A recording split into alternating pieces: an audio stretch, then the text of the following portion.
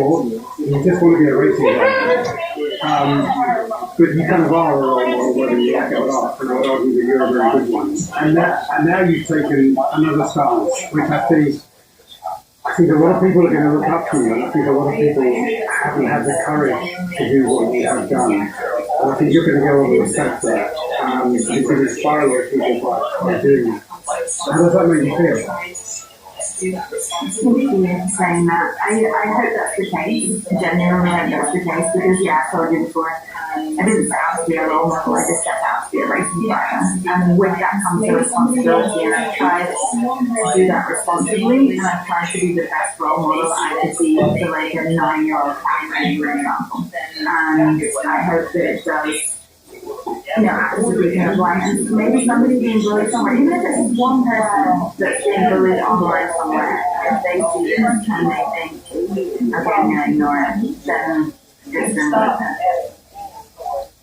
I didn't want to be seen as somebody who's small, so I quit my smoking when I was with my friends. I didn't talk about it with my doctor.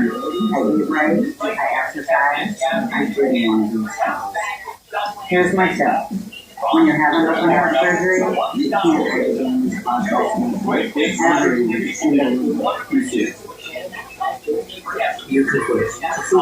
Quit now. You drink it. I told myself I was okay with my moderate to severe rheumatoid arthritis symptoms. With my story and arthritis. But just okay isn't okay. And I was done settling. If you still have symptoms after trying Humira, Rinvoq works differently. Rinvoq is a once-daily pill from the makers of Humira that can rapidly relieve joint pain, stiffness, and swelling as fast as 2 days for some. Even on the 3-year mark, medical purpose relief. Rinvoq can stop joint damage, and if PSA, it leaves skin clear or Rinvoq can lower these brain infections because it has tested serious infection to something. Cancers including lymphoma, serious allergic reactions, GI cancer, heart attack, and stroke occurs. Severe adverse increases in infected blood with a heart disease risk factor, cardiovascular disease, infection, serious heart attack, and decline. Don't take it for granted if you have an infection. I'm sure rheumatologists switching to Rinvoq is right for you. I think that's yours. Put the gun down! Put the gun down! Usually, videos from the LEDs for the moment being up to the community of China. White filter is Scott China. Police at the time were navigating through people's homes and backyards in a search for a suspect. An officer saw over a fence that a woman had sex in her backyard, armed with a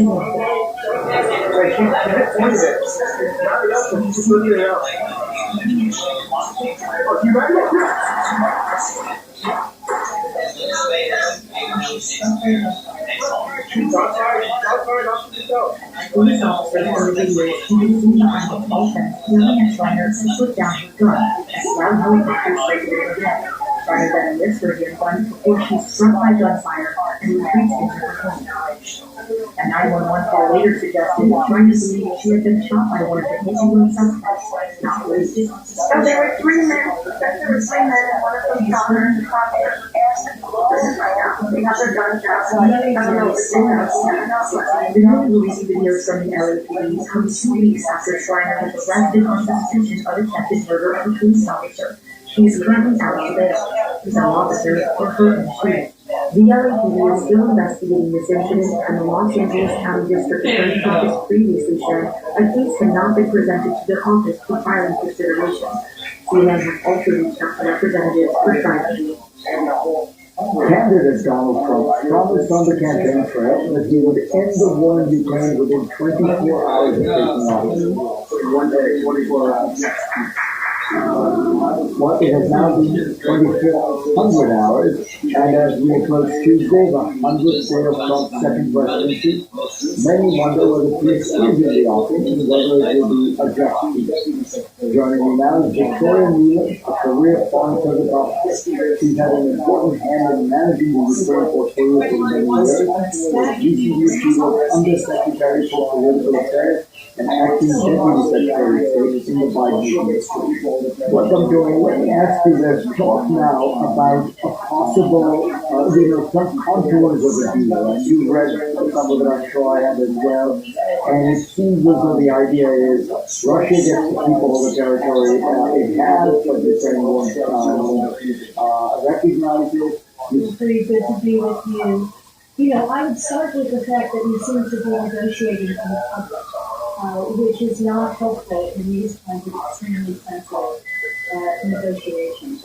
Any deal is going to have to include benefits for all sides, and what we seem to be getting through press reporting is a very, very, very good deal for President Putin.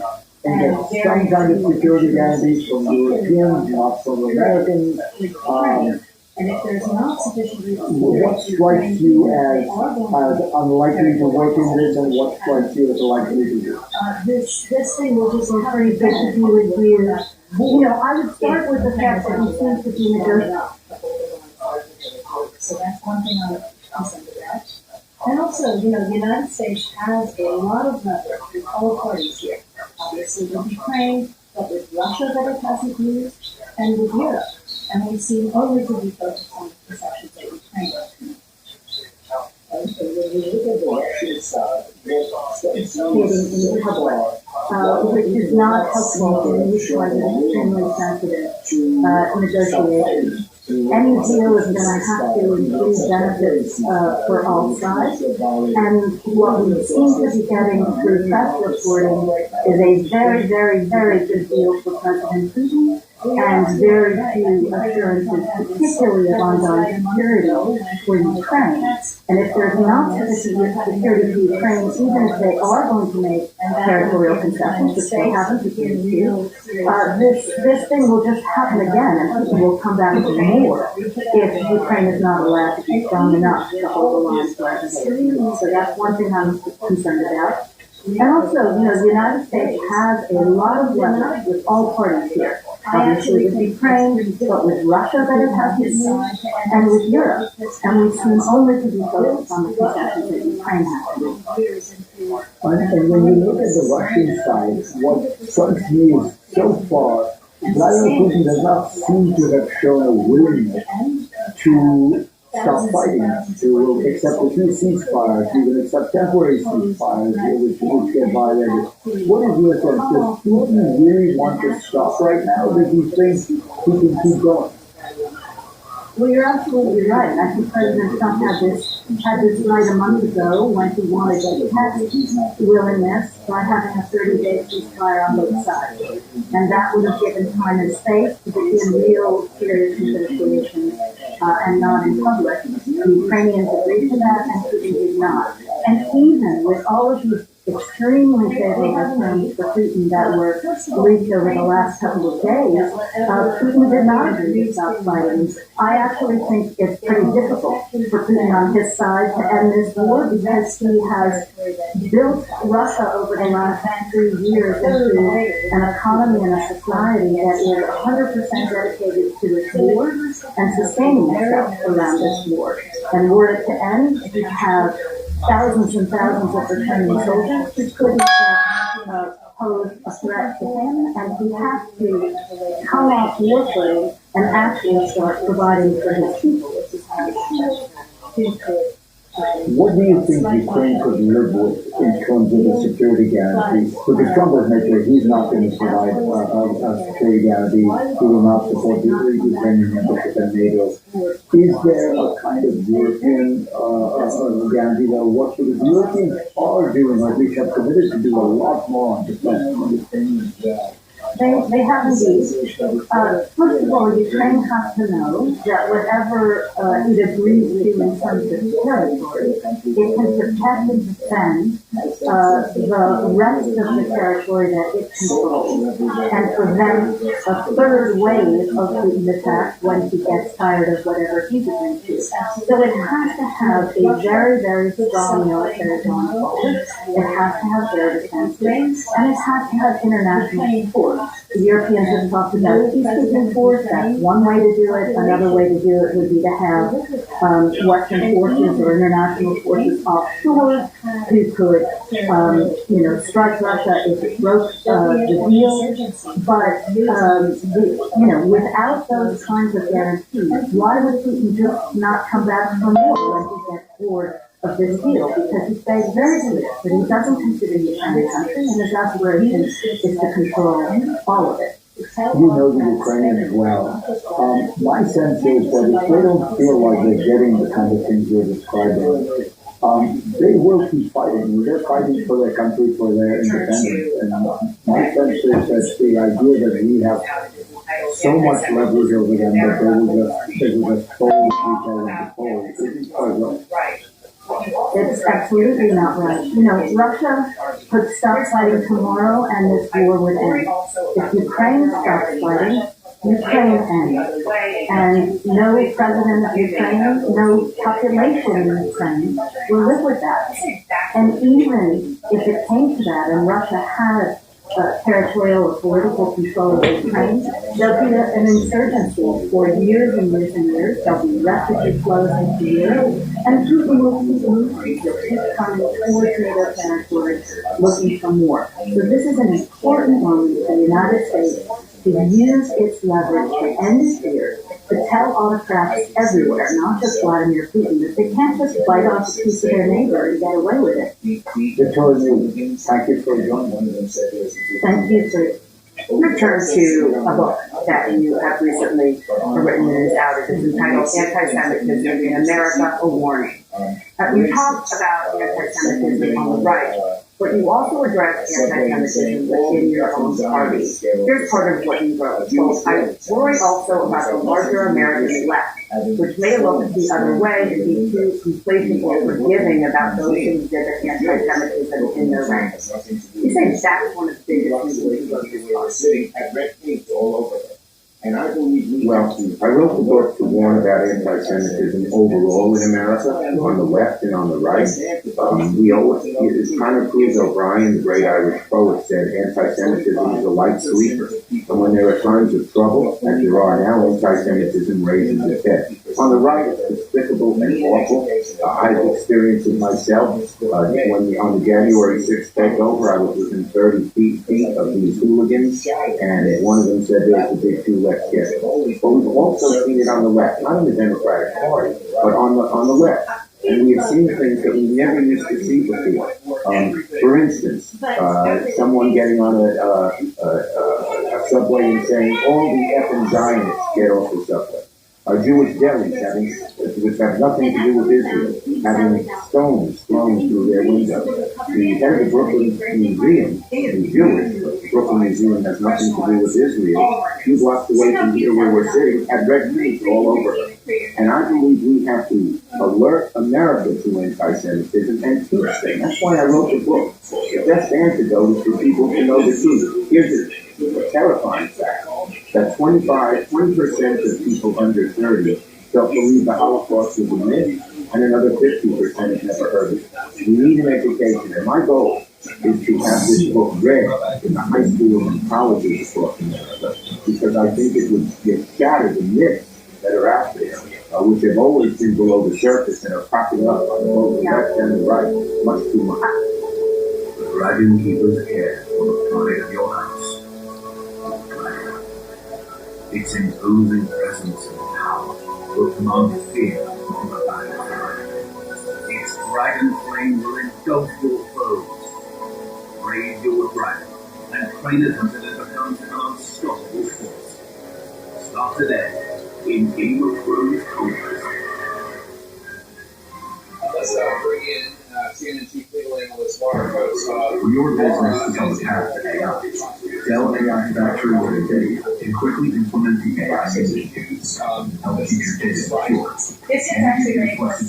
Find myself in a situation where, as a prosecutor, I can compare somebody with a rest of the organization and wondering what the sex was mistaken for. So, what I had to work to do right?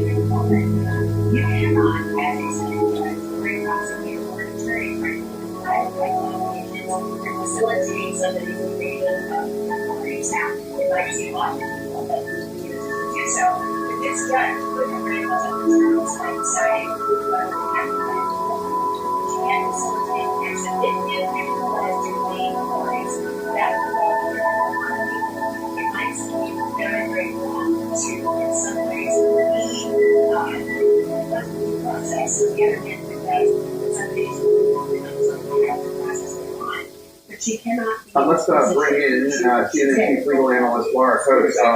Laura, as a former federal prosecutor, somebody who's been covering all these deportation and due process issues, does this surprise you? This is actually very close to home because I myself have been in a situation where, as a prosecutor, having been aware of somebody with an arrested deportation and wondering what the steps must be taken in order to, on the one hand, fulfill my ethical obligations to the court and do what feels right in the moment. You cannot, as a civil judge or a prosecutor or an attorney, frankly, comply with the ethical obligations and facilitate somebody's evasion of the authorities. Now, it might seem odd to people that you would be able to do so, but this judge could have really looked at the terms of deciding whether it has to be a forum, but she can't facilitate the exit. If the intention was to evade authorities, that's the rub here. And for a lot of people, it might seem very, very wrong to, in some ways, be in one due process, and on the other hand, suggest that somebody is removed and could not really have the process later on.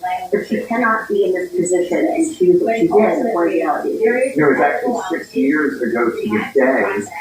I'm just looking at this headline in CNN.com. Judge accused of helping an undocumented immigrant escape an ICE officer. This happened in Massachusetts. And he was arrested, indicted, the judge and an officer of court.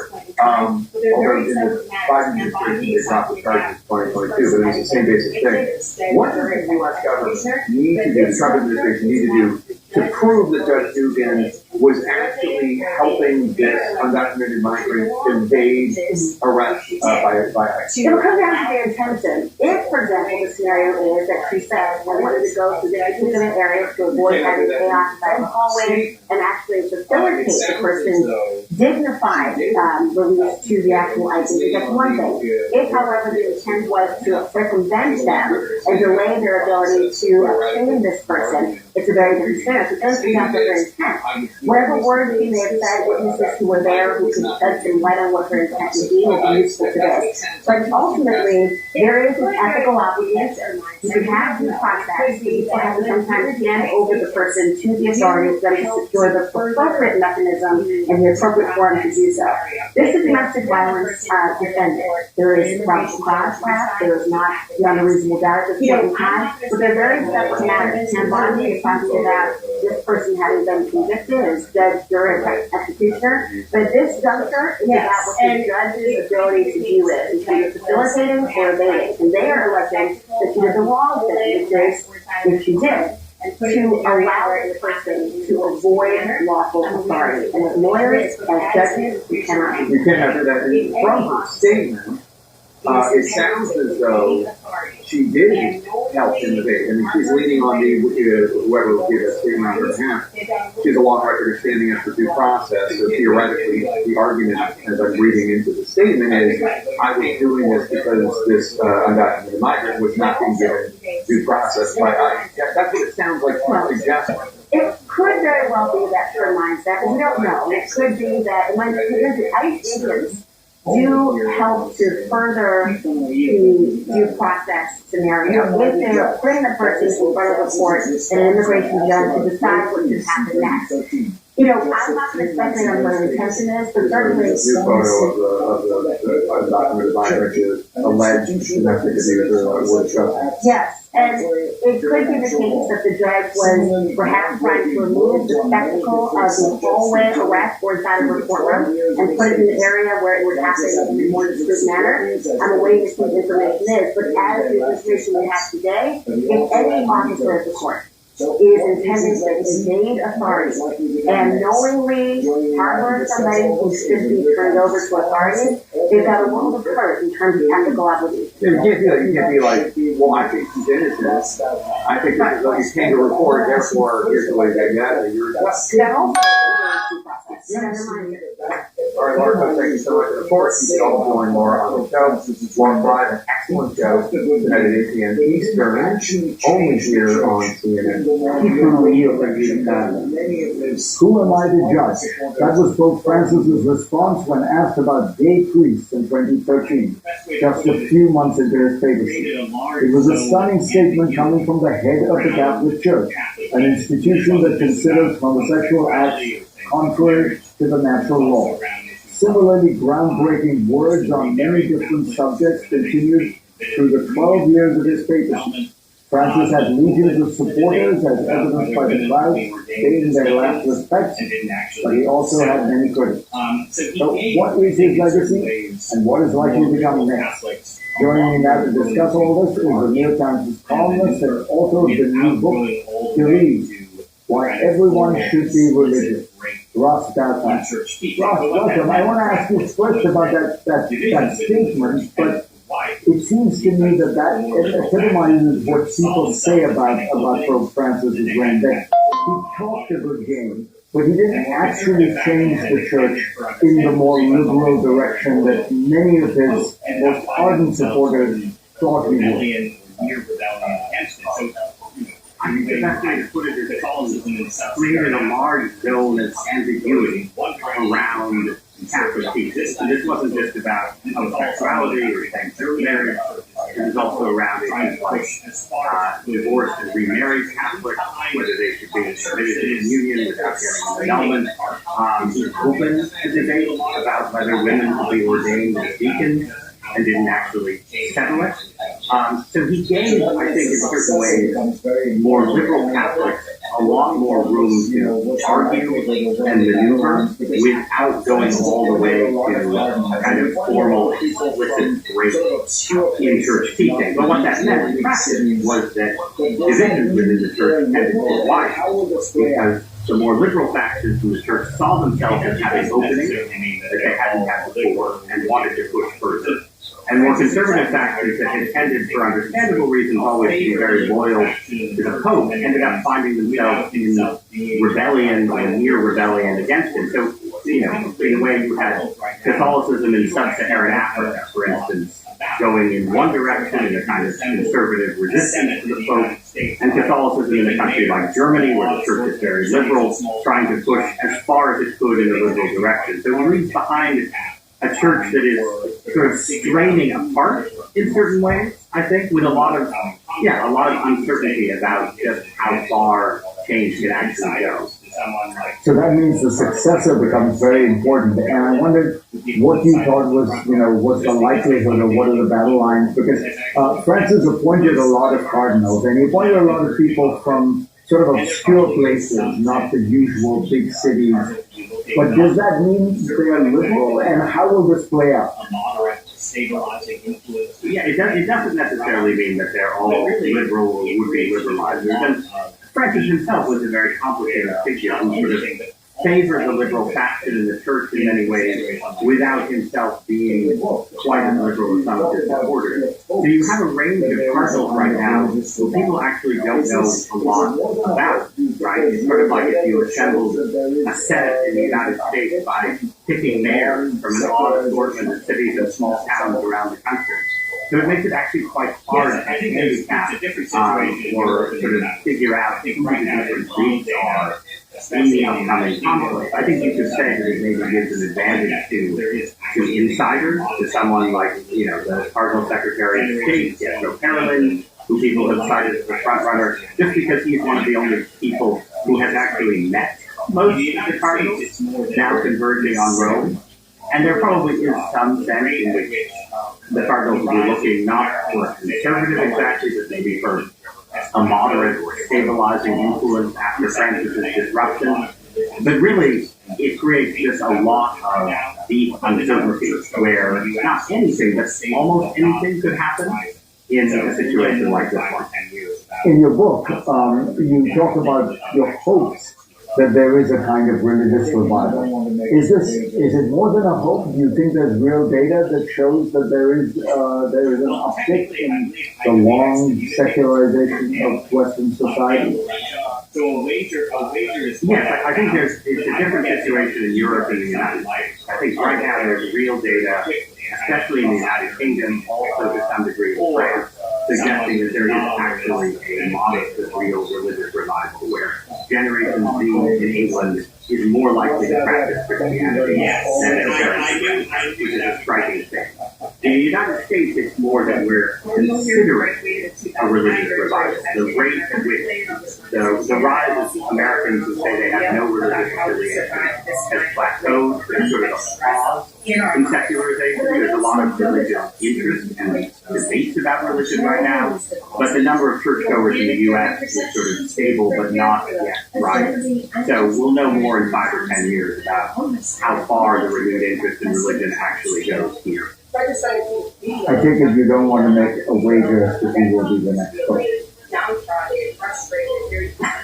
Well, technically, I believe I could be excommunicated for gambling on a papal election. So a wager is quite out of bounds. But I would guess it would either be someone like Cardinal Parolin, sort of quickly, kind of insider anointed quickly, or someone who is not on the list of betting favorites at the moment at all.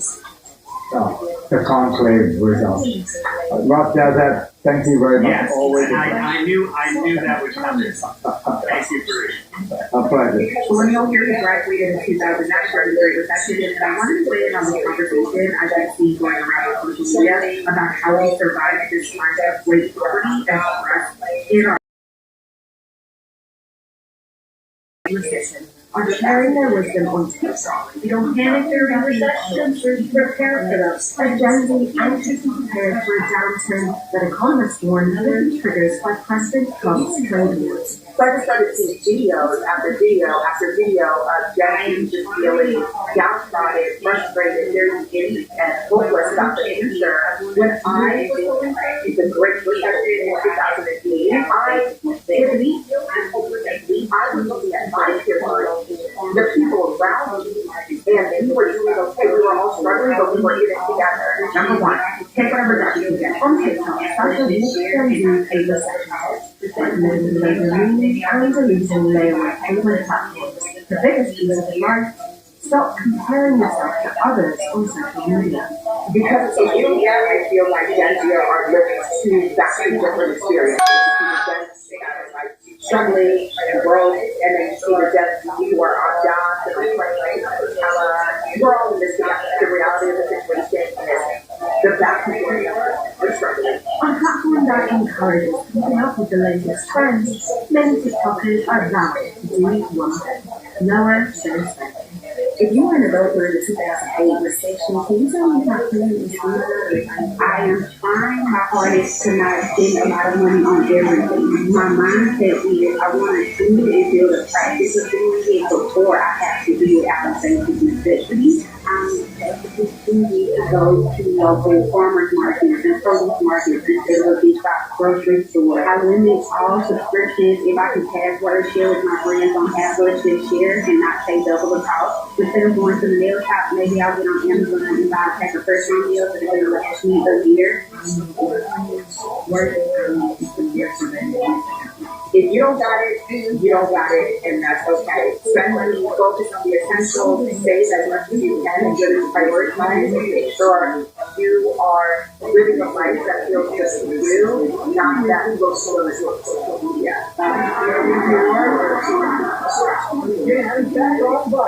The group's 1976 album, The Royal Stand, will be released on vinyl for the first time in 45 years. The album featuring the songs for Fed and Kid Charlemagne arrives in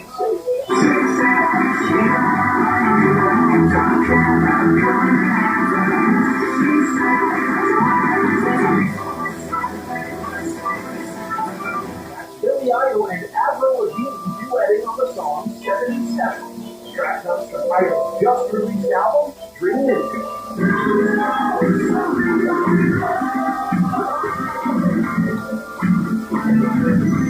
Singer-songwriter Russ Ballard has released the double album Songs from the Warehouse with Hits Rewired, featuring new songs and Ballard's take on tracks he wrote for other artists. It's something that people mentioned to me for many years, probably 45 years of this century. Why didn't you record the songs that other people have done of yours? You know, I sort of honoured them, I think, in a way, by just, you know, doing them as they were originally done.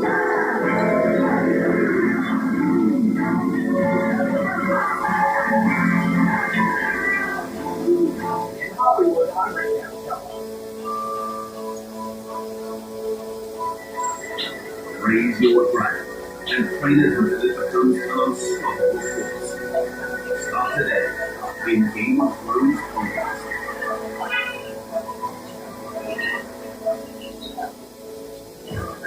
When your business is on the path to AI, Dell AI Factory and NVIDIA can quickly implement the AI you need.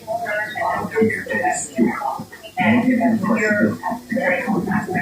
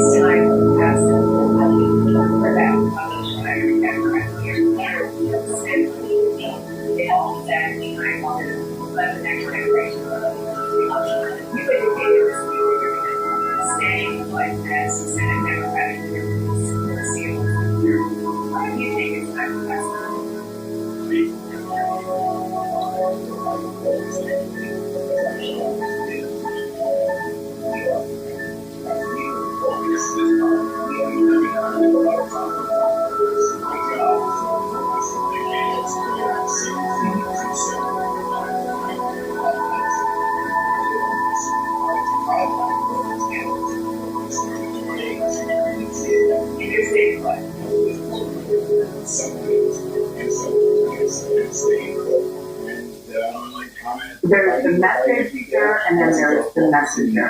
And when you're a very long time, my former roommate and colleague, Senator Dick Durbin, announced his retirement this week after 3 decades in the Senate, he said, quote, "It's time to pass reform." Years ago, I used to You've heard that from other retired Democrats, Gary Peters, Tina Smith, Steve Levine. They've all said it's time to let the next generation come over.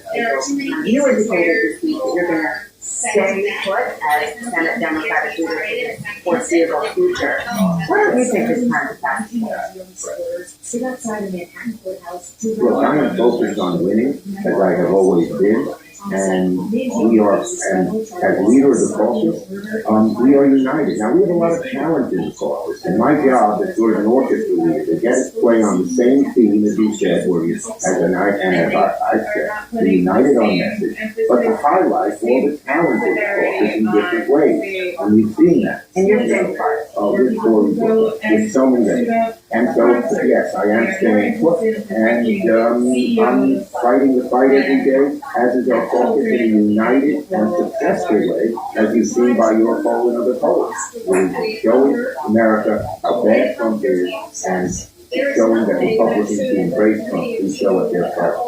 Years ago, I estimated you executed homicide when I spent 26 months in prison. History has shown and evidence has shown that we constantly get death penalty wrong. There are too many cases where people are set to death. The death penalty only later to be exonerated and found innocent when unsellable evidence. Dozens of Louisiana healing supporters stood outside a Manhattan courthouse to rally around the alleged killer of United Healthcare CEO Brian Thompson. He apparently faces federal charges of stalking, murder, and a firearms offense, and has pleaded not guilty. Federal prosecutors have officially filed notice will be seeking the death penalty against the 26-year-old. And they are not putting the same emphasis and the same severity on, say, school shooters or people who go and shoot up sponsors. They are more interested in protecting CEOs than their children and people at large. Countless lives really lost directly under United Healthcare policy. There's nothing that should lead to the call to the death penalty. There's no aggravated factor at all. So whereas this is The majority of people sort of advocating feelings, including anti-death penalty advocacy groups. What somebody is accused of or convicted of is on them. How we deal with it is on us. So to see that we've got a system largely out of eyesight of even the media straps people down to a gurney and poison in their veins. That should scare anybody. But one outspoken individual sued personal security and called for the employees to face the death penalty. Hold on, gotta get right now. Put him in jail. And others just had to stop locking it. To want to kill him is terrible. Oh, I feel for Jamaica. I feel for. I have a son, like it really that's they say, there's weakness. That the brighter the color, the more people. Few people know more about who's causing the market than real messy. So making the artificial patrol is an accident. And when it comes to the issue of food dyes, she tried Fredericksburg for one of the most common foods, kids' cereals. They could see what different companies don't want to use them because kids don't want this nearly as much as they want that. And they particularly want the colors that are in milk and honey with blue and green and other disgusting things like that. Kids like. Professor Merida Nutrition and Food Policy at NYU, and Nestle's been collecting cereal boxes for 20 years. And she's got copies of boxes going back more than 100 years. These are complete sets of perfect Rice Krispies and all brands of But U.S. cereals like Fruit Loops may see change as Health Secretary Robert F. Kennedy Jr. has pledged to rid them and other foods of synthetic petroleum-based dyes within 2 years over concerns they may be harmful. If they want to add petroleum, they want to eat petroleum. They want to add petroleum. But they shouldn't be feeding it to the rest of us.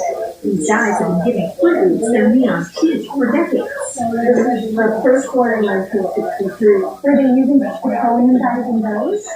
What goes in everyone have They found a Reduce label from 30 years ago when companies had to start listing ingredients on the packets. Red number 40, natural orange, lemon, cherry, lime, other natural flavors, yellow number 16, number 1. And they're still using them. Wow. So they had chemicals, but they didn't stop with fluoride. Cereal boxes from other countries which have already used split show vegetable-based dyes more muted colors. In the past, NASA says Americans haven't liked those. The trick is that these cereal companies could get rid of artificial things. For years it's necessary. And so finally they said, okay, we're going to do it. So they produced tricks without using artificial colors. And the tricks were kind of bland, earth colors, fall colors, sort of muted red browns, whatever, and nobody wants. So then what the company brought back artificial boxes. This time around, she says it may be different. The food companies say they are making some changes. Kellogg told us they're reformulating cereal certain foods to not include the dyes, and won't include them in any new products starting this year. Nessa said she hopes for more from the government.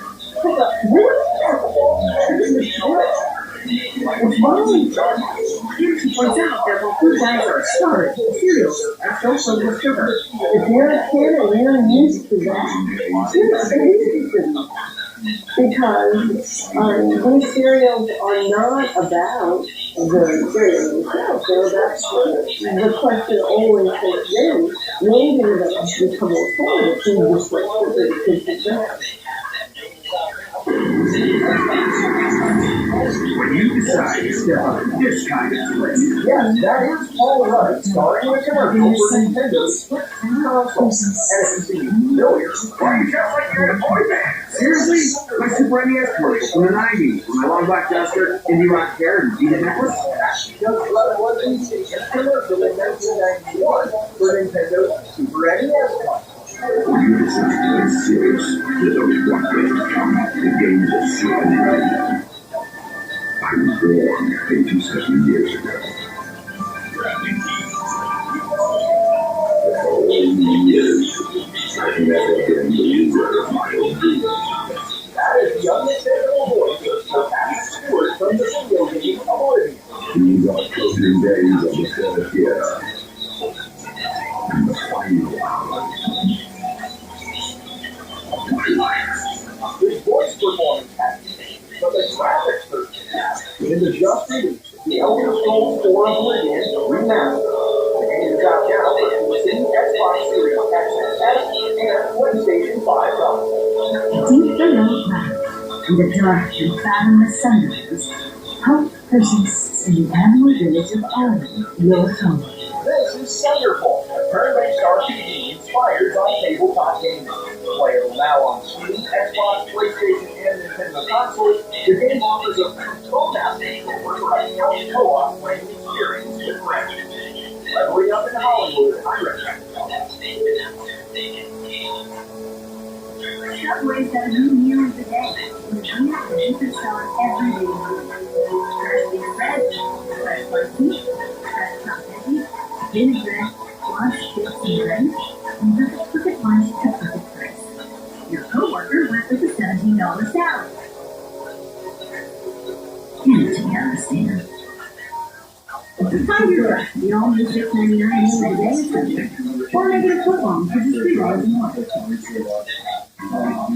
When you have Dell AI Factory with NVIDIA, you can feel it. Because your ideas flourish and come to life faster. Your needs are anticipated. And met in real time. And your business always keeps moving.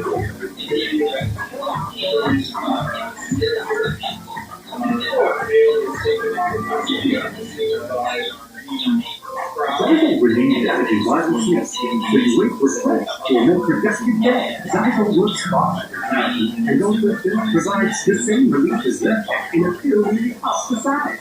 You want to go take Zygo at night.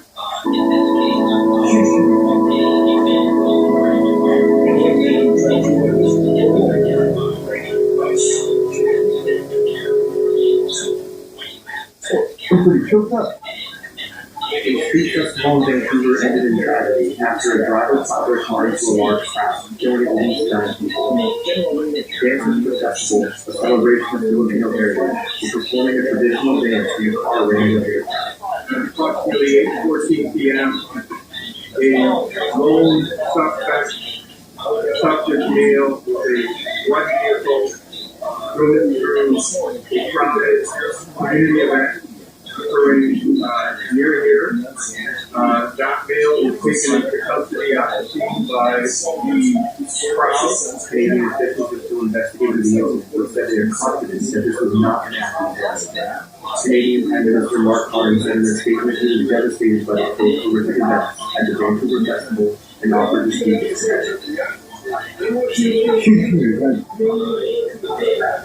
And have them try to like this. They won't break us for the community, but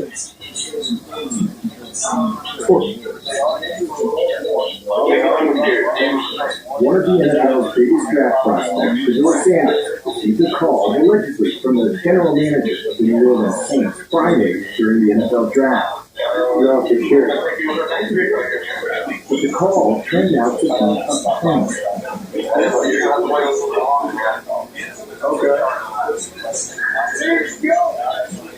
Presently, this moment on video was posted by Well-Off Media, a production company by Shedeur's clever Deion Sanders Jr. Shedeur is the son of Pro Football Hall of Famer Deion Sanders, who served as his son's only college coach. He was heavily favored to be selected in the early rounds of the NFL draft, expected to be one of the first quarterbacks off the board. Round after round, he went unclaimed. They want you to have a certain type of reaction. They want you to feel you. You know what I mean? They want you to feel bad. They want you to feel. No word on who was behind the prank, and although Shedeur was not drafted to the Saints, his friends and family could be heard saying encouraging words. The agents are both hell. Whatever one is supposed to know. A day after the prank, the former University of Colorado quarterback was drafted to the Cleveland Browns in the 5th round as the 184th overall pick.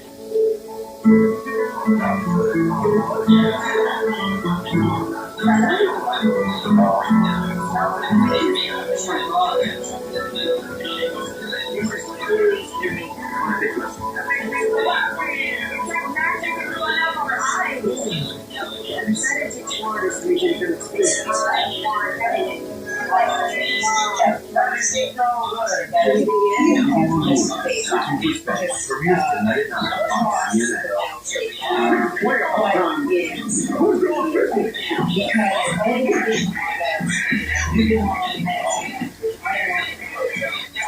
This really additional ideas of what works, what they should do. And now we see that whole scale because of the distribution, right? Because now people that are used to influencers on social media. And so the condition of is very Now we can selectively eliminate cancer-causing proteins inside the food and leave the healthy cells. That's protein deficiency. Interrupting the function is when new ways to treat untreatable breast in the world,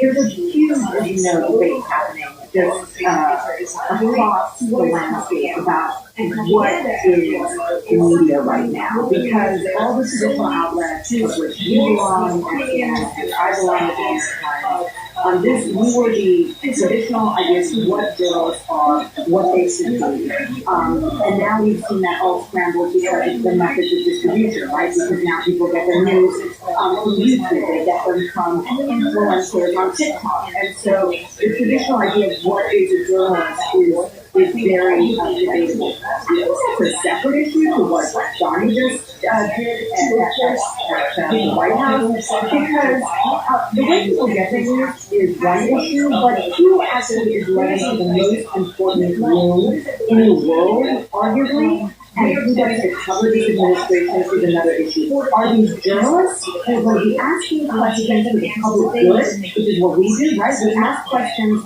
that are going to try and, be challenging to expose what the administration is or is not doing, to what is propaganda. And propaganda, as we all know, is someone who literally is there solely to voice the opinions and the perspectives of the administration. And so, of course, media. Of course. I could give you an enormous litany. Starting from when I started covering journalism, I was a war correspondent in Iraq, and there were enormous failures in the mainstream media about covering that war that I think arguably led to a lot of the dissatisfaction that you saw on the left with the mainstream media. To, of course, what people have said about Joe Biden and his actual capacity while he was in office. So there is no question. With large, what is it that we're trying to do? We are trying to actually ask questions for the public that can't have a seat at that table, to get them answers that they need to make decisions. We're not there to act as a voice for the administration. And it's very easy for people, and I understand. But it is that area that is that aligned media, asking the right questions of the Joe Biden administration that has encouraged this magic crowd with unprecedented access to the White House. I just wonder what you think the consequences of that media landscape are. We're seeing the consequences of that fractured media landscape now. We're seeing that it is increasingly difficult to reach people. It is increasingly difficult to get factual information that is trustworthy to people. We're seeing, because of the concerted effort to not really have very clear delineations of what is journalism and the public good and what could be perceived as propaganda, if you don't understand some of these distinctions, confused about what they can trust and what they can't trust. And it's very easy for people, and I understand it, to want to hear ideas that they agree with. And what I always tell people is, I am biased for facts. That is my bias. Of course, I have my opinions that are shaped by my worldview, but I'm always trying to challenge my own perception of the world, and I'm always thinking of what are the questions that I should be asking that other people want to know, regardless of whether they're conservative or liberal or what path they're wearing. What is important to them is to understand so that they can, take in the world. I had an interview with Megyn Kelly, and she actually, she's a former Fox News host who has now become a sort of leading figure here in the United States, has a YouTube channel about this very issue, about what is a journalist.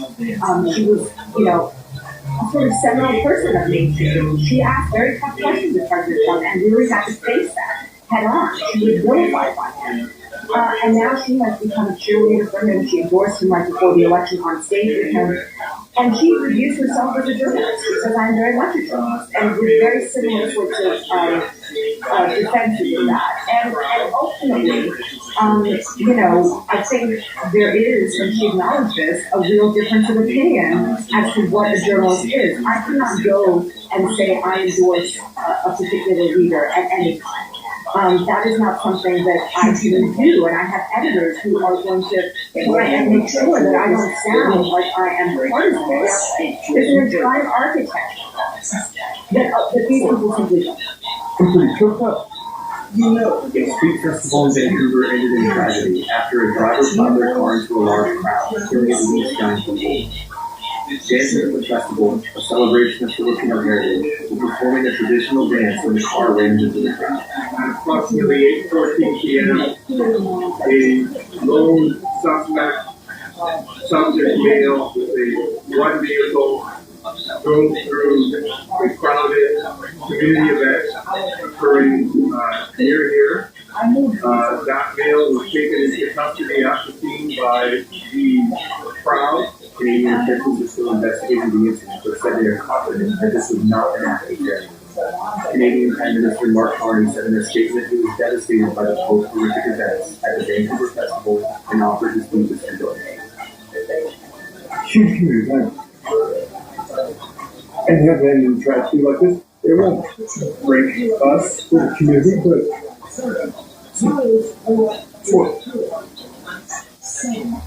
You know her daughter with her first name, Beyonce. But Tina Knowles has an incredible story of her own, and she's sharing it with the world. A lot of people will look at me and say, she looks like she would be one of them dance moms, cooking their prayer, theater moms, like just cooking here and cooking. I don't care what my kids really wanted to do in life. If they wanted to ride horses, if they wanted to be a doctor, I would have been 100% supportive of that. I know Beyonce didn't have a choice. This is what she was born to do. She found her own. She found a home. She found her confidence. It was what she lived and breathed. So Lars, on the other hand, had the choice to do whatever she wanted to do. I love the fact that they've been so successful, but I cannot wait till the day that they don't have to custody with it, so they can just live their lives and not under a microscope. Unlike the children who grew up in the middle class until worldwide stardom, Knowles grew up dirt poor, the last 7 children. He grew up in Galveston, Michigan, and Texas for a long and 46 years. The last state to let those who were free to go. And we were born in the kind of situation. What was life like for you then? Well, I had questions all the time, like why do we have to ride in the back of the bus? But I think I could say such a good childhood that I didn't focus on it. But when I got to a teenager, that's when it got really rough. Like I said, I had multiple and my brother and we had a long history kind of targeted. Because her mother lived in a state of fear for the children, but focused on her master craft, sewing, to make sure that her children never looked poor. They were very clear with us. Yes, we didn't have much really which we always would have. Yes, it is for incredible ability to serve. Yes. what could that done really? How does that make up for you?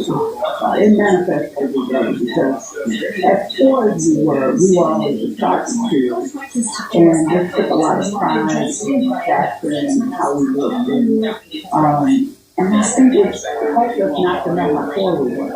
But it has manifested in the fact that I passed it on to my daughters, and they love fashion. Even nutrients are good.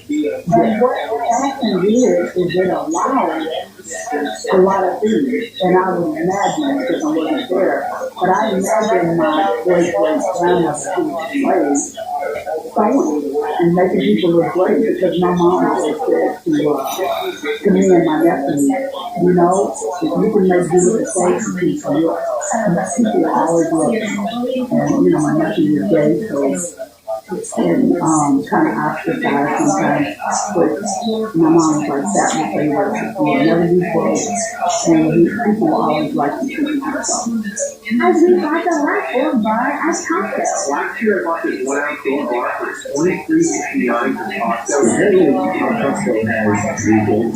The gold prices touching record highs. There's a lot of interest in buying these precious metals at an unlikely place. Costco. I started making a little bit of content on gold by accident. I was on my Instagram, I was posting a story that, hey, I have such a price of gold, and I got the most DMs I have ever received on my Instagram from that one story. I got into this gold search of to get the best price to buy gold as a personal investor, as a physical investor. Costco happens to be that it's out of all the places in the world where you could actually get the best price for gold.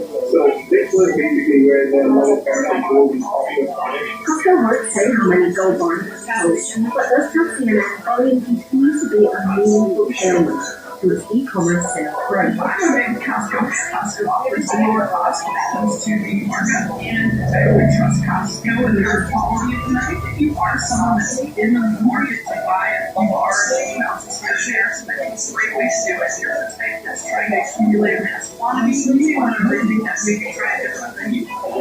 Please don't expect that Costco's going to buy it back or allow you to return it. Instead, they're going to go with Shophouse to be And the dealers with the expectation is rising, banks are forecasting higher gold prices. Hold an asset, there's better buys. Nobody wants it now.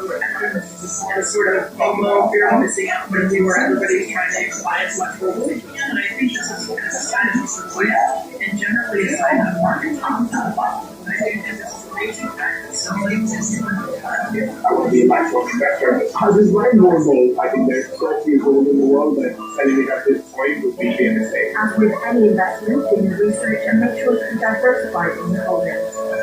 When you make complexities necessities and keep compassion at your core, you redefine the possible for everyone, for every care in the world.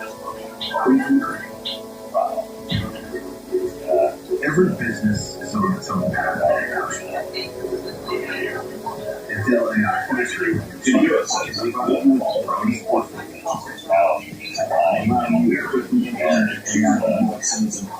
but you can do this and get flexibility and self-control.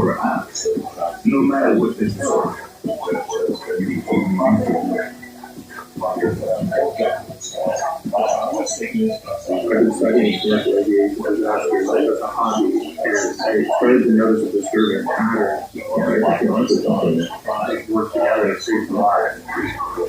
Well, it's important. If you put the emotion into it, it makes you feel life will change. And then we'll start. That's the favorite person. So we exclusively inspire things like operations.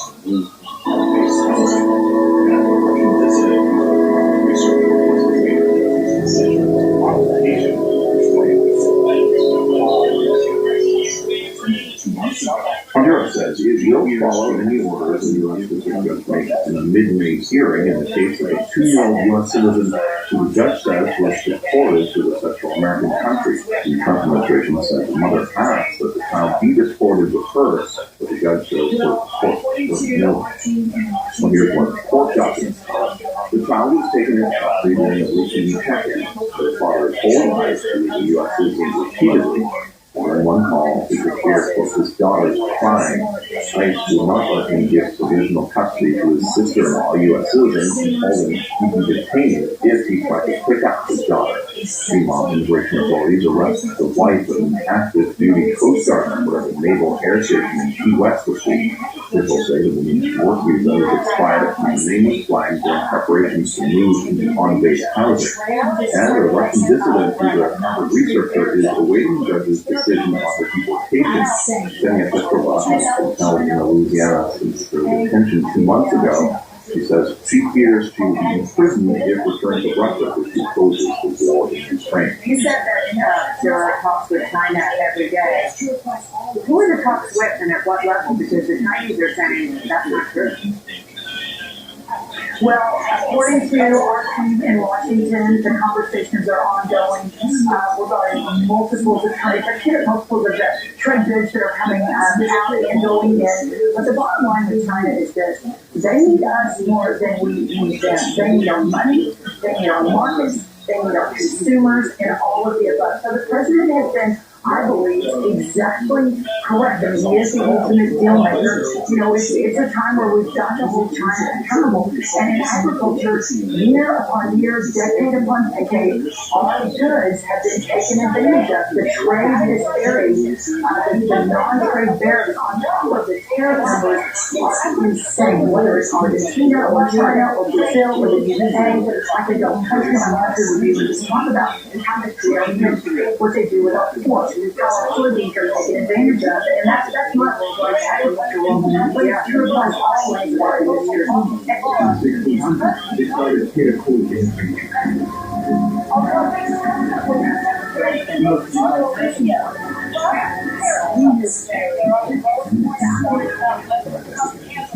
The game is afoot in the latest solar report. Downtown News.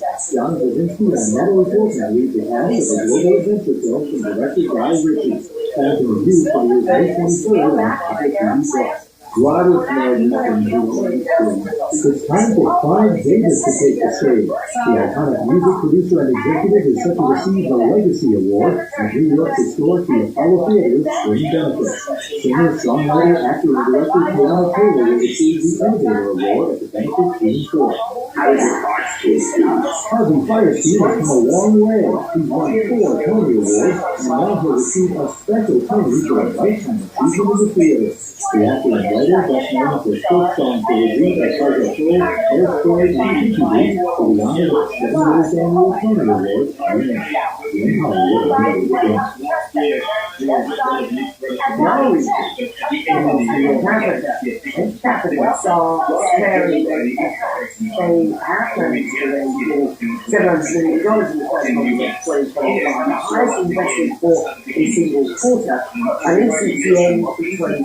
That's according to a report from the Magic joining me now for the website is Cozy, the CEO. Let's talk around the world. We had enormous right now in 2017. While barriers to sort of why was it about these groups of men, very specifically, here in the UAE, Saudi, we are seeing some quite significant investments in this one. Just explain. Well, thank you very much for having me. So, indeed, Q1 saw a solid start to the year. So I would caveat that we do follow global trends. Last year was relatively damaging, but at the end of the year, you began to see a pickup of activity, largely driven by the interest rate environment, where we began to see the cutting of the Fed policy in the US. Here, we saw that begin at the beginning of the year. As you rightly mentioned, 88% of all the capital employed in the first 3 months were between the UAE and Saudi Arabia, really becoming the powerhouses of venture and innovation here in the region. And that it was driven over a long period of time. I literally just got off a plane from Riyadh, where I spent 2 days speaking to the ministries and the Kingdom funds here in the UAE, with many clients, and innovation, diversification of the economy, driving tech is key on the agenda of many of the government's initiatives, and that's beginning to percolate into the venture capital and wider private capital marketplace as well. Who's invested? Regionally, you're seeing that, specifically in Saudi Arabia, it's about 50 to 60% local investors.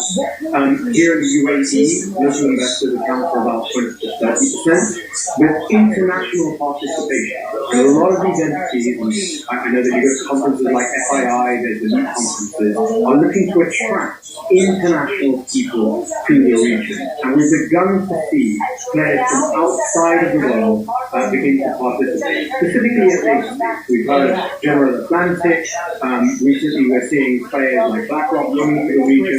That's beginning to now come into the venture capital space and attracting not only local investors, stimulated by the sovereign wealth fund, but international players.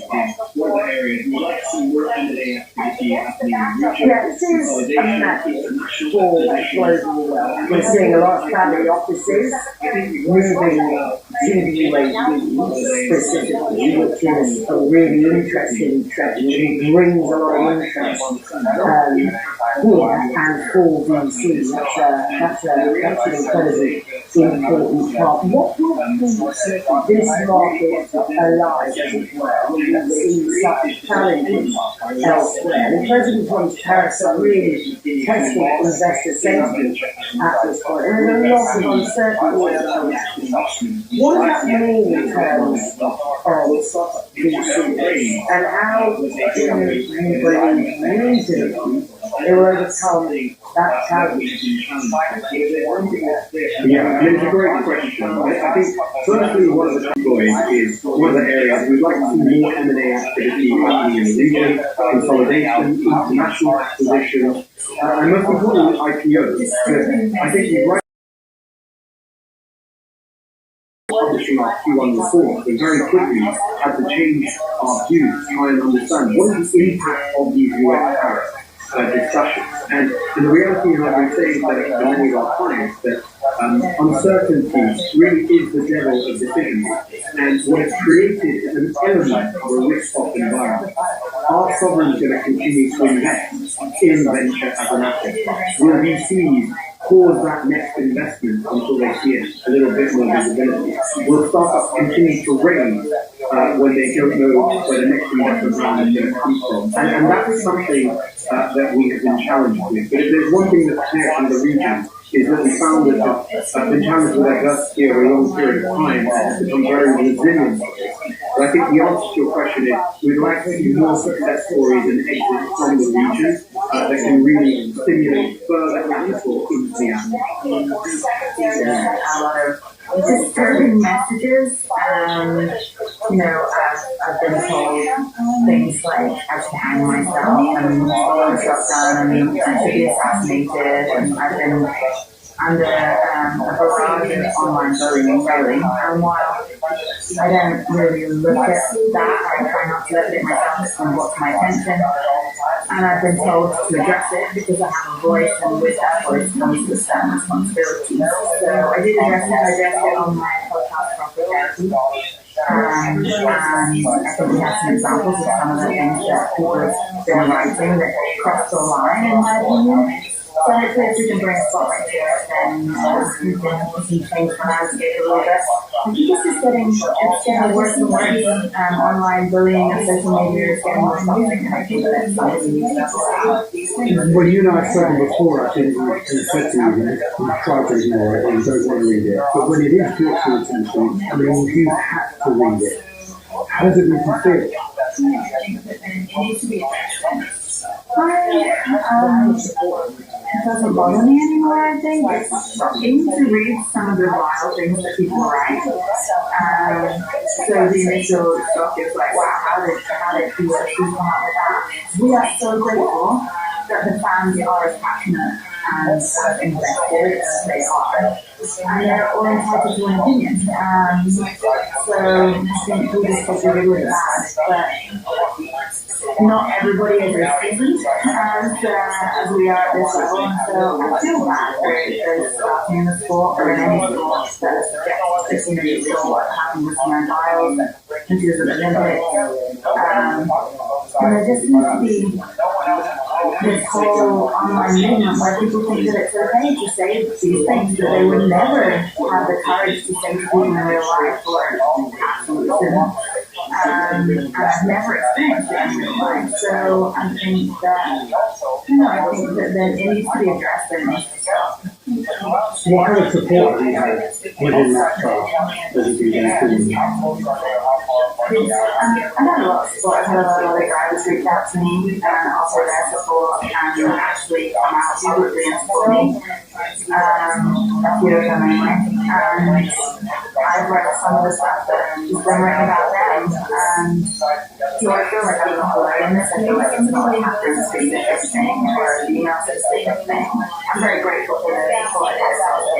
And you said you never wanted to be a role model for women in motorsports. You just want to be a racing driver. But you kind of are a role model whether you rock or not. So I would argue that you're a very good one. And now you've taken another stance, which I think a lot of people are going to look up to. I think a lot of people haven't had the courage to do what you have done. And I think you're going to get a lot of respect for that. And you can inspire a lot of people by doing it. How does that make you feel? Saying that, I hope that's the case. Genuinely hope that's the case because yeah, I told you before. I didn't set out to be a role model, I just set out to be a racing driver. And with that comes the responsibility, and I've tried to do that responsibly, and I've tried to be the best role model I could be for like a 9-year-old Catherine, for example. And I hope that it does, actively being of light. And maybe somebody being bullied somewhere, even if it's just one person just being bullied online somewhere, they see this and they think, okay, I'm going to ignore it. Then it's just been like that. Now you're trying to get the results you want before the end of the year. One of their favorite shoots you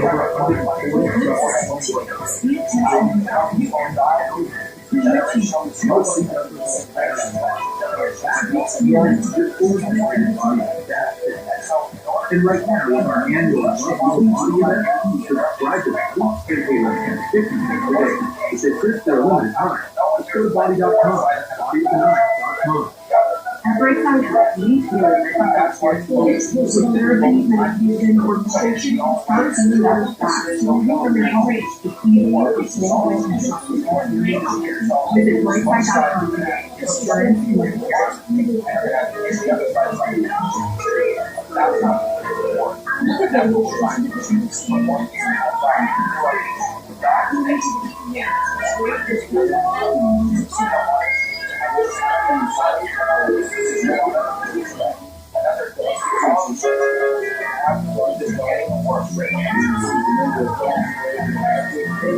Join us in celebrating 70 years in the U.S. and get exclusive offers on select great Bronco models.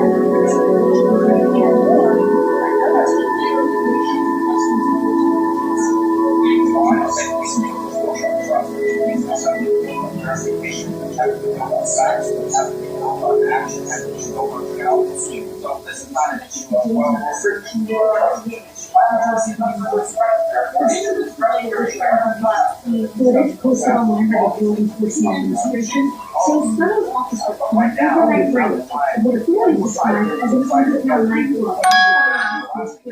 Officers go to a large property over the building, people collecting video. Another video shows individuals standing outside protecting the party. According to the EPA, the trade that performed after the month of What was happening inside was significant drug trafficking, prostitution, crimes of violence. There was a number of guns in there that active duty service members who were running security at the club involved in some of these crimes. Authorities reported that more than 100 immigrants, allegedly in the country illegally, were detained by Immigration and Customs Enforcement agencies. Active duty service members were turned over to the U.S. Army Criminal Investigation Division. A spokesperson for the Army Criminal Investigation Division told CNN that it was conducting a joint investigation with the threatened day. which was an agency, but was unable to provide additional information on the ongoing investigation. CNN has reached out to ICE and they reached out. Candidate Donald Trump promised on the campaign trail that he would end the war in Ukraine within 24 hours of taking office. One day, 24 hours. Well, it has now been 2,400 hours, and as we approach Tuesday, the 100th day of Trump's second presidency, many wonder whether peace is in the offing and whether it will be a just peace. Joining me now is Victoria Mueller, a career foreign service officer. She had an important role in managing the Ukraine portfolio for many years. Most recently, she was Undersecretary for Political Affairs and acting Deputy Secretary of State in the Biden administration. Welcome, Joey. I ask you to talk now about a possible, some contours of the deal. You read some of them, so I have as well. And it seems as though the idea is Russia gets to keep all the territory it has, but Ukraine won't have. Recognizing Ukraine has some kind of security guarantees from the Europeans and not from Americans. What strikes you as unlikely to work in this, and what strikes you as likely to work? So it's very good to be with you.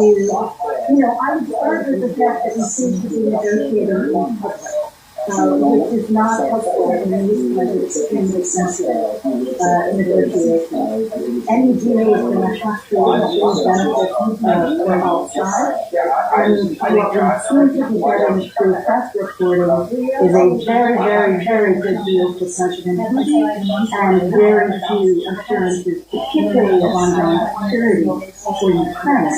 And if there's not sufficient security for Ukraine, even if they are going to make territorial concessions, which they haven't this thing will just happen again, and will come back for more if Ukraine is not allowed to be strong enough to hold the line for everything. So that's one thing I'm concerned about.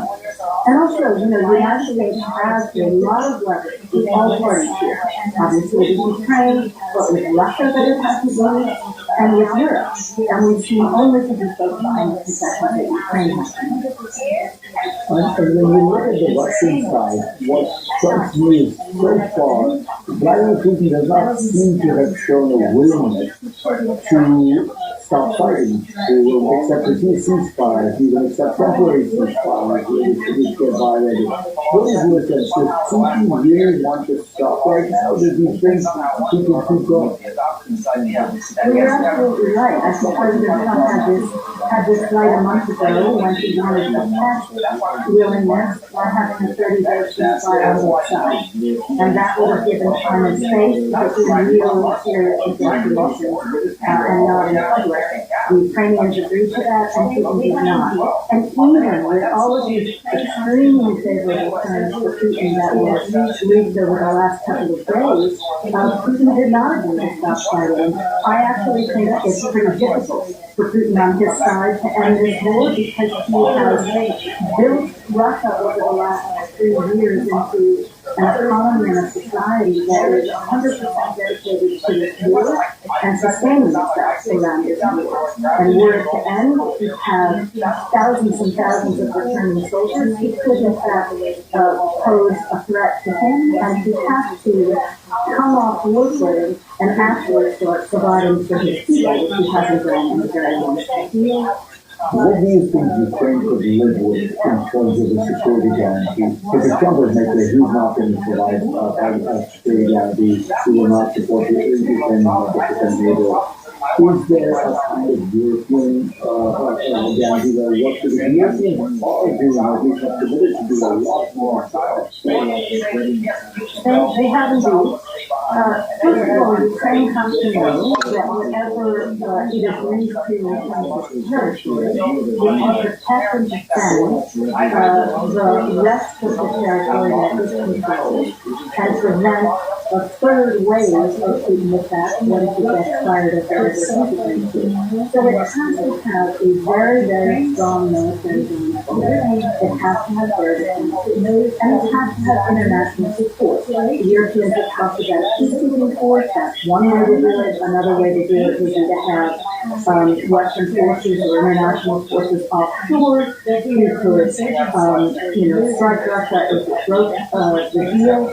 But, without those kinds of guarantees, why would Putin just not come back for more when he gets bored of this deal? Because he said very clear that he doesn't consider Ukraine something. His aspiration is to control all of it. You know the Ukrainians well. My sense is that if they don't feel like they're getting the kind of things they're describing, they will keep fighting. They're fighting for their country, for their independence. And my sense is that the idea that we have so much leverage over them that they will just fold if we tell them to fold isn't quite right. It's absolutely not right. Russia could stop fighting tomorrow and this war will end. If Ukraine stops fighting, Ukraine ends. And no president of Ukraine, no population in Ukraine will live with that. And even if it came to that and Russia had territorial political control of Ukraine, there'll be an insurgency for years and years and years. There'll be refugee flows into Europe, and Putin will keep moving. He'll keep coming towards NATO territory looking for more. So this is an important moment for the United States to use its leverage to end fear, to tell autocrats everywhere, not just Vladimir Putin, that they can't just bite off a piece of their neighbor and get away with it. Victoria, thank you so much. Thank you for return to a book that you have recently written that is out. It is entitled Anti-Semitism in America, a Warning.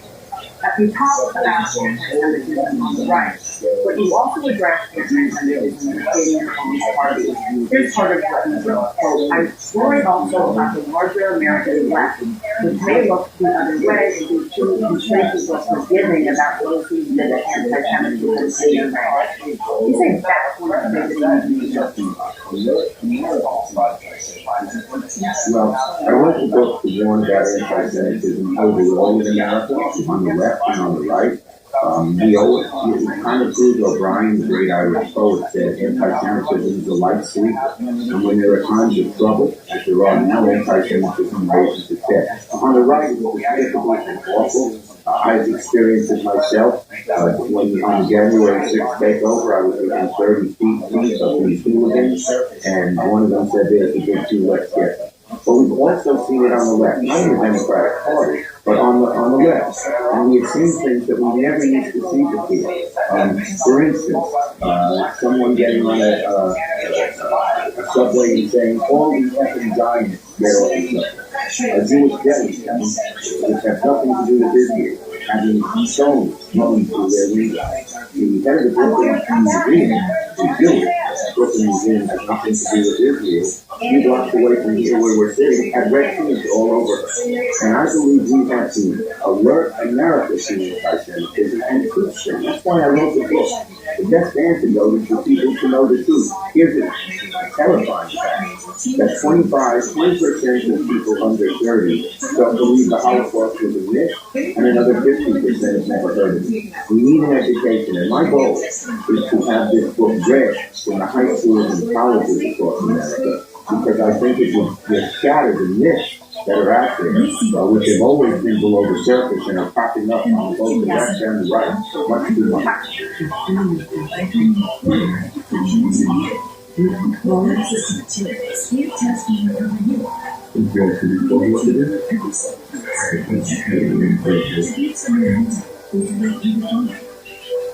could make one call and do everything. Would that pay you all a little bit?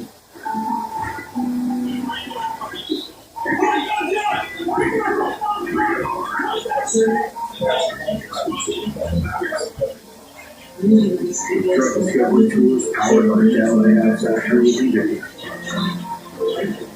You can analyze data in real time and turn research into reality.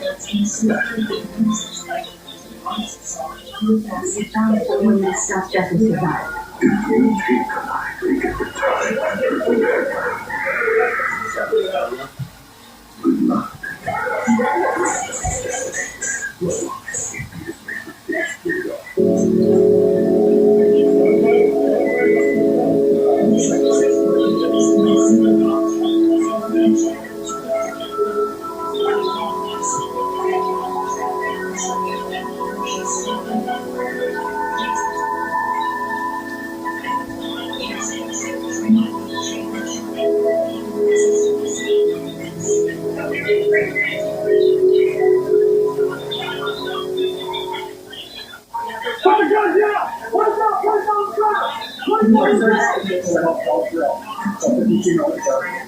Community released videos from the LAPD show the moments leading up to the police shooting of Jordan Schreiner.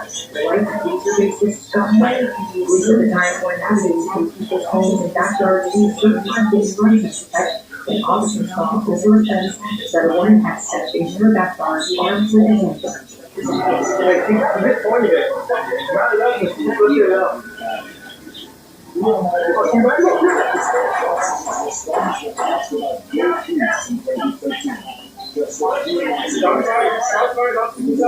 Police officers in the videos can be seen behind the tall fence telling the Schreiner to put down his gun as loud helicopters circled overhead. Schreiner then lifts her handgun before she is struck by gunfire and retreats into her home. A 911 call later suggested Schreiner thought she had been shot by one of the hit-and-run suspects, not police. So there were three men, and one of them shot her, probably her reasons like this. They have their guns out, I don't know if they got one or not, but. The new released videos from the LAPD come 2 weeks after Schreiner was arrested on suspicion of attempted murder of a police officer. He is currently out on bail. No officers were hurt in the shooting. The LAPD is still investigating this incident, and the Los Angeles County District Attorney's Office previously said a case cannot be presented to their office for filing consideration. CNN has also reached out to representatives for silence. Who am I to judge? That was Pope Francis's response when asked about gay priests in 2013, just a few months into his papacy. It was a stunning statement coming from the head of the Catholic Church, an institution that considers homosexual acts contrary to the natural law. Similarly, groundbreaking words on many different subjects continued through the 12 years of his papacy. Francis had legions of supporters, as evidenced by the crowds in their last request, but he also had many critics. So, what is his legacy, and what is likely to come next? Joining me now to discuss all this is the New York Times columnist and author of the new book, To Read, Why Everyone Should Be Religious, Ross Douthat. Josh, welcome. I want to ask you first about that statement, but it seems to me that epitomizes what people say about Pope Francis' reign, that he talked a good game, but he didn't actually change the church in the more liberal direction that many of his most ardent supporters thought he would. I think the best way to put it is he created a large zone of ambiguity around Catholic teaching. And this wasn't just about homosexuality or same-sex marriage. It was also around issues like Davidic communion without getting annulment. He opened the debate about whether women could be ordained as deacons and didn't actually settle it. So he gave, I think, in certain ways, more liberal Catholics a lot more room to argue and maneuver without going all the way to a kind of formal, explicit break in church teaching. But what that meant in practice was that divisions within the church tended to widen. Because the more liberal factions in the church saw themselves as having openings that they hadn't had before and wanted to push further, and more conservative factions that had tended, for understandable reasons, always to be very loyal to the Pope, ended up finding themselves in rebellion or near rebellion against him. So, in a way, you had Catholicism in sub-Saharan Africa, for instance, going in one direction in a kind of conservative resistance to the Pope, and Catholicism in a country like Germany, where the church is very liberal, trying to push as far as it could in a liberal direction. So he leaves behind a church that is sort of straining apart in certain ways, I think, with a lot of uncertainty about just how far change can actually go. So that means the successor becomes very important. And I wondered what you thought was the likelihood or what is the battle line? Because Francis appointed a lot of cardinals, and he appointed a lot of people from sort of obscure places, not the usual big cities. But does that mean they're liberal? And how will this play out? Yeah, it doesn't necessarily mean that they're all liberal or would be liberalized. Francis himself was a very complicated figure who sort of favored the liberal faction in the church in many ways without himself being quite as liberal as some of his supporters. So you have a range of cardinals right now who people actually don't know a lot about, right? It's sort of like if you assemble a Senate in the United States by picking mayors from an odd portion of cities and small towns around the country. So it makes it actually quite hard to handicap or sort of figure out who the different groups are in the upcoming conflict. I think you could say that it maybe gives an advantage to insiders, to someone like, the Cardinal Secretary of State, Pietro Parolin, who people have decided is the front runner, just because he's one of the only people who has actually met most of the cardinals, now converging on Rome. And there probably is some sense in which the Cardinals will be looking not for conservative exactly, but maybe for a moderate stabilizing influence after Francis' disruption. But really, it creates just a lot of deep uncertainty where not anything, but almost anything could happen in a situation like this one. In your book, you talk about your hopes that there is a kind of religious revival. Is it more than a hope? Do you think there's real data that shows that there is an uptick in the long secularization of Western society? Yes, I think it's a different situation in Europe than the United States. I think right now there's real data, especially in the United Kingdom, also to some degree in France, suggesting that there is actually a modest real religious revival. Generation Z in England is more likely to practice Christianity than their parents or grandparents, which is a striking thing. In the United States, it's more that we're considering a religious revival. The rate at which the rise of the Americans who say they have no religious affiliation has plateaued. There's a pause in secularization. There's a lot of religious interest and debates about religion right now. But the number of churchgoers in the U.S. is sort of stable but not yet rising.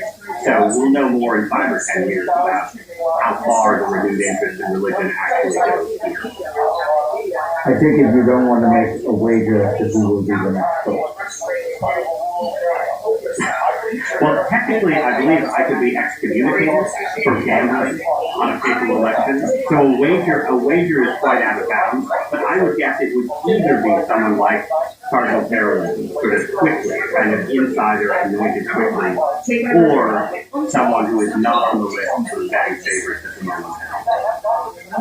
The conclave result. Ross Dazat, thank you very much. Yes, I knew that would come.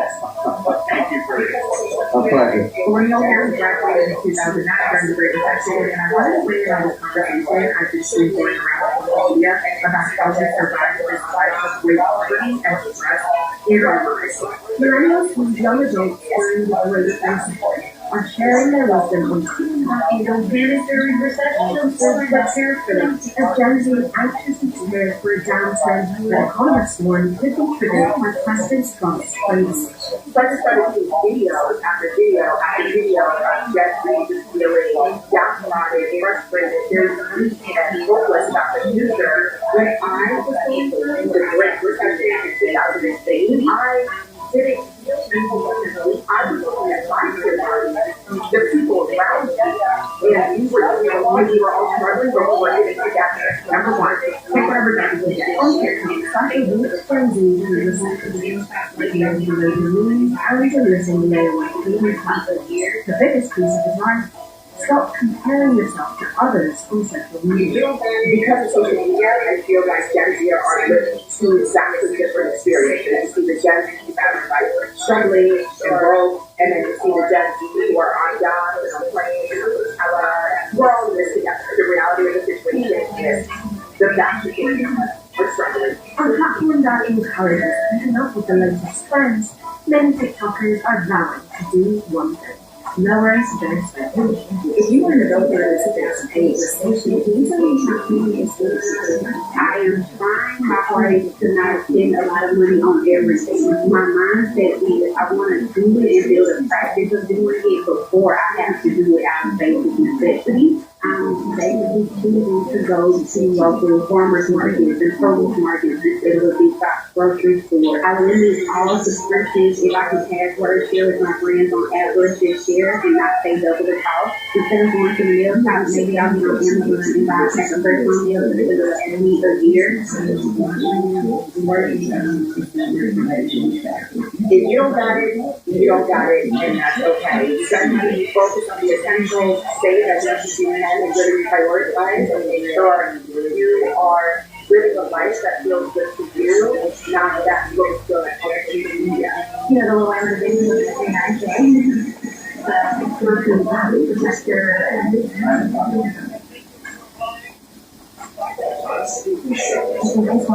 Anna Kendrick's Dana and Ben Affleck's Chris connected, eventually, in 2016 via accounting. But Kendrick and her character did not return to the recent sequel. However, director Gavin O'Connor says he's long planned an accountant trilogy, and he told the New York Times he's been texting with Kendrick, and she said she's 100% in if they want.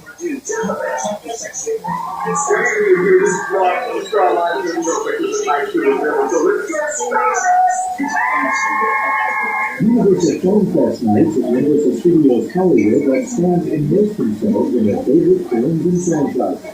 Taking Night brought Back to the Future co-writer Bob Gale back to the obsession of the studio. It's amazing, and it's just amazing to see if people are reacting the way that they are. They're having the best time. It's the closest anybody can get to actually being in the movie. There's always just working Hollywood on the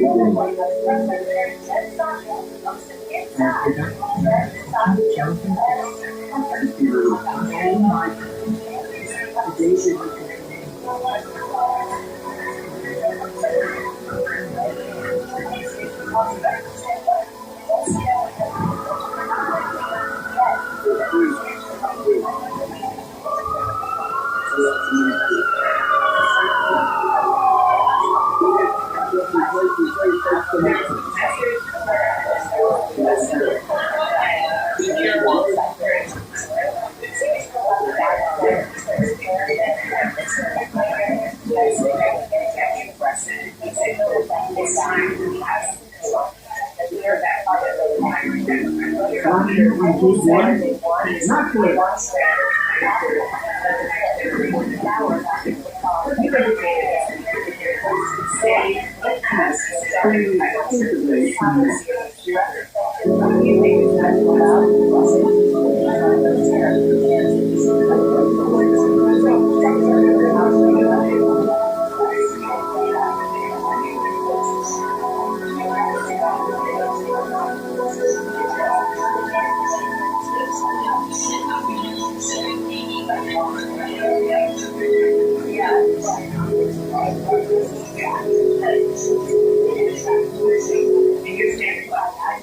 There's the message, and then there's the messenger. And when you're a very long time friend, we're really long, and Tom Kendrick deserved and announced his retirement this week after 3 decades. He said, well, it's time to have, we've heard that from other retired Democrats, Aaron Peters, Smith, and they've all said it's time to let the next generation do. Now, you indicated this week that you're going to stay put as Senate Democratic leader for the foreseeable future.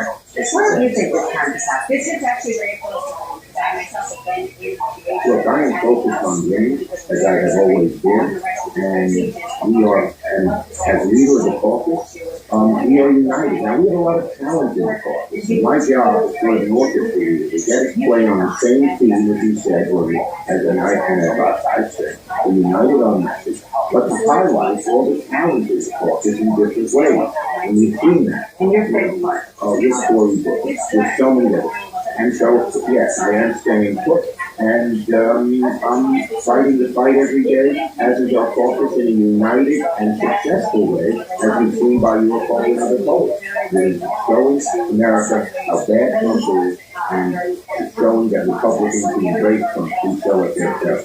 Let's bring in CNN Chief Legal Analyst Laura Coates. Laura, as a prosecutor, so they've been covering all these implications and due process issues. Does this surprise you? This is actually very close to home because I myself have been in a situation where, as a prosecutor, I've been aware of somebody with an arrested deportation and wondered what the steps must be taken in order to, on the one hand, fulfill my ethical obligations to the court and do what feels right in the moment. You cannot, as a sitting judge or a prosecutor or an attorney, frankly, comply with your ethical obligations and facilitate somebody's invasion of the authorities. Now, it might seem odd to people, but when you do so, but this judge could be very well at the time of deciding whether it happened in the courtroom, but you can't facilitate the exit if the intention was to evade authorities. That's the right here. For a lot of people, it might seem very, very wrong to, in some ways, be in public due process. On the other hand, to show that somebody is removed and should not going to have due process later on, but you cannot be in this position and choose what you did before you did. There was actually 6 years ago to this day that I was looking at this headline in CNN.com. Judge accused of helping an undocumented immigrant escape an ICE officer. This happened in Massachusetts. And he was arrested, indicted by the judge and an officer of court. Although in the 5 years administration, they dropped the charges in 2022, but it was the same basic thing. What do you think the U.S. government need to do, the Trump administration need to do to prove that Judge Nugent was actually helping this undocumented migrant evade arrest by ICE? It will come down to the intention. If, for example, the scenario is that you said, I want you to go to this specific area to avoid having chaos in hallways and actually facilitate the person dignify release to the African ICE, that's one thing. If, however, the intent was to circumvent them and delay their ability to obtain this person, it's a very different scenario. The person has to pretty protected. Whatever words you may have said, what you were there, because whatever what they're to be, will be to this. But ultimately, there is this ethical obligation. You can have due process to the point and hand over the person to the authorities that secure the appropriate mechanism and the appropriate forum to do so. This is domestic violence defendant. There is a class act, there is not remedies in the data at the same time, but they're very separate matters. Terminology is talking about this person having been convicted is judged for an executioner, but this juncture is about what the judge's ability to do that. This is facilitated or evaded. And they are alleging that there was a law which you did, to allow the person to avoid lawful authority. And as lawyers, as judges, we cannot do that. You cannot do that. From her statement, it sounds as though she did have strong evidence. She's leaning on whoever will give a statement on her behalf. She has a long record of standing up for due process, so theoretically, the argument, as I'm reading into the statement, is I was doing this because this undocumented migrant was not being given due process by ICE. That's what it sounds like she's suggesting. It could very well be that her mindset. We don't know. It could be that it might be that the ICE agents do help to further the due process scenario. If they bring the person in front of a court and an immigration judge to decide what should happen next. You know, I'm not going to speculate on what the intention is, but certainly. New photo of the undocumented migrant with alleged domestic abuse or discussed. Yes, and it could be the case that the judge was perhaps trying to remove the spectacle of the hallway around one side of the courtroom and put it in an area where it was happening in a more discreet manner. I'm waiting to see what the information is, but as the information we have today, if any officer of the court is intending to evade authority and knowingly harbor somebody who should be turned over to authorities, they've got to work hard in terms of ethical obligations. So you can't do that. You can't be like, well, I think she's innocent. I think this is what you came to report, and therefore, here's the way they react, and you're right. That also evades due process. That undermines it. All right, Marco, thank you so much. Of course, you should all join Laura on the show. Laura Live, an excellent show tonight at 8 p.m. Eastern, only here on CNN. Yes, research shows that the brighter the color, few people know more about food policy and markets than dream assets. So those are the honors that go to quality. Does it mean there's actually that? When it comes to the issue of the food debt, she's got a treasure trove of one of the most exciting foods, kids' cereal. And could see why different companies don't want to use it. Because kids don't want this nearly as much as they want that. And they particularly want the colors that are going to melt in the milk and turn it into blue and green and other disgusting things like that kids like. Professor Emerita Nutrition and Food Policy at NYU, Nestle's been collecting cereal boxes for 20 years. And she's got copies of boxes going back more than 100 years. These are complete sets of simple, Rice Krispies and almond ingredients. The U.S. cereals like Fruit Loops may soon change as Health Secretary Robert F. Kennedy Jr. has pledged to rid them and other foods of synthetic petroleum-based dyes within 2 years, with the concern of being harmful. If they want to add petroleum, they want to eat petroleum, they want to add it to their own. But they shouldn't be feeding it to the restaurant. These dyes have been giving Fruit Loops their neon sheen for decades. The first one in 1963. Were they using petroleum dyes in those? The allergen label from 30 years ago, and companies had to start listing ingredients on the package. Turmeric color. Natural orange, lemon, berry, flavored yellow movers, green rose. And they're still using them. Wow. So they have turmeric. They have turmeric, but they didn't stop with turmeric. Cereal boxes from other countries that have already used it show vegetable-based dyes more than these colors. In the past, Nestle says Americans haven't liked them. There's been pushes to get these cereal companies to get rid of artificial for years, if not decades. And so finally they said, okay, we're going to do it. So they produced it without using artificial. And the chips were kind of bland, fall colors. So there's muted red, brown, whatever, and nobody liked them. So then what the company did, they brought back don't have to question about that. This time around, he says it's made different. Some companies say they are looking to keep it smart for us, so he formulated cereal serving schools with non-food dyes and voted for them in the news products during next year. Nestle said they're looking for more from the government. Really? That's all they're going to do? It's voluntary. And she points out that when food dyes are started for cereals, they're supposed to be sugar. If you're a kid and you're used to that, you're not going to use them. Because these cereals are not about the cereal itself. They're about the question always has been, when do you become a country who uses kids of breakfast? And back on vinyl. The group's 1976 album, The Way of Stan, will be released on vinyl for the first time in 45 years. The album is Charlemagne arrives to meet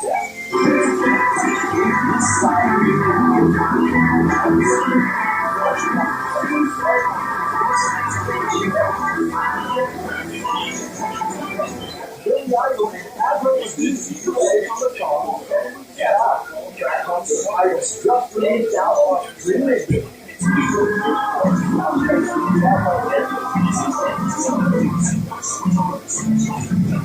Singer-songwriter Russ Ballard has released the double album Song from the Warehouse that hits the wire. This song and Ballard's take on the track he wrote for other artists. It's something that's been catchy for many years, you know. It's probably 45 years, and we why don't you record the songs that other people who don't do yours, you know, sort of honor them, I think, in a way, but just, you know, doing them as they were originally done.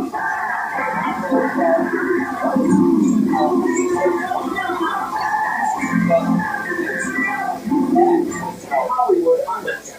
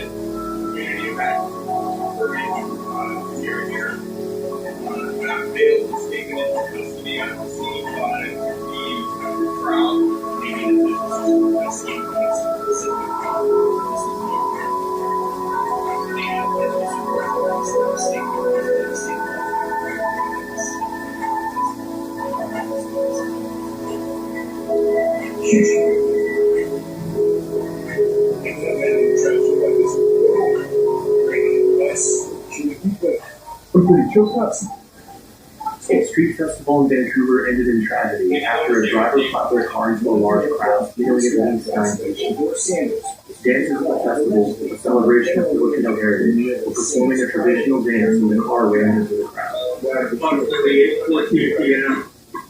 A lone suspect male with a one vehicle drove through a crowded community event occurring near here. That male was taken into custody after seen by the crowd. Canadian officials are investigating the incident, but said they are confident that this was not an act of terrorism. Canadian Prime Minister Mark Carney said in a statement he was devastated by the post-horrific events at the Vancouver Festival and offered his deepest condolences. And have any tragedy like this, it won't break us as a community, but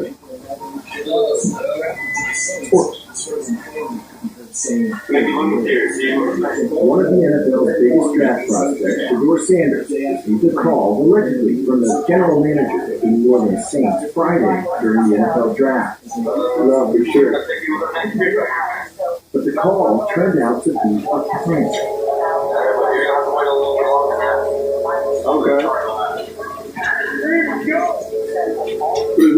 This moment on video was posted by Well Off Media, a production company by Shedeur's brother, Deion Sanders Jr. Shedeur is the son of Pro Football Hall of Famer Deion Sanders, who served as his son's only college coach. He was heavily favored to be selected in the early rounds of the NFL draft, expected to be one of the first quarterbacks off the board. But round after round, he went unclean. they want you to have a certain type of reaction. They want you to be amused. You know what I mean? They want you to feel bad. They want you to feel. No word on who was behind the prank, and although Shedeur was not drafted to the Saints, his friends and family could be heard saying encouraging words. A day after the prank, the former University of Colorado quarterback was drafted to the Cleveland Browns in the 5th round as the 144th overall pick.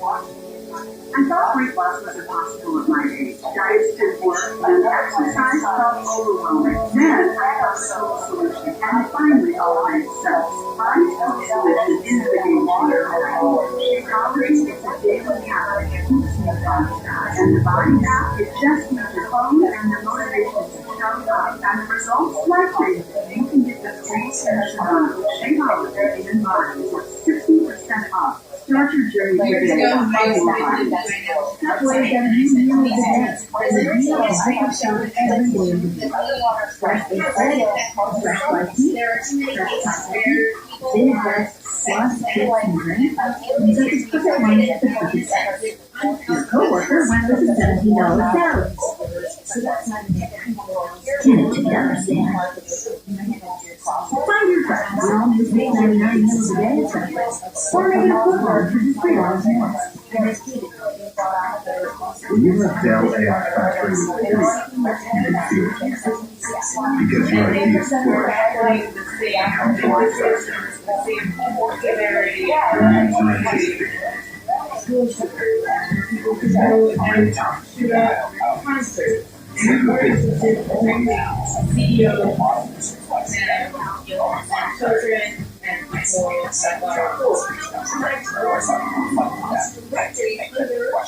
ago, I committed a homicide, and I spent 26 months in prison. History has shown and evidence has shown that we constantly get to death penalty wrong. There are certain cases where people are set to death within 20 minutes later to be tolerated and not innocent, with unbelievable evidence. Dozens of European jail supporters stood outside of Manhattan Courthouse to rally around the alleged killer of United Healthcare CEO Brian Foster. Neil Hilton faces federal charges of stalking, murder, and a firearms offense and has pleaded not guilty. Federal prosecutors have officially filed notice will be seeking the death penalty against the 26-year-old. And they are not putting the same emphasis and the same severity on, say, school shooters or people who go and shoot up concerts. They are more interested in protecting CEOs than children and people at large.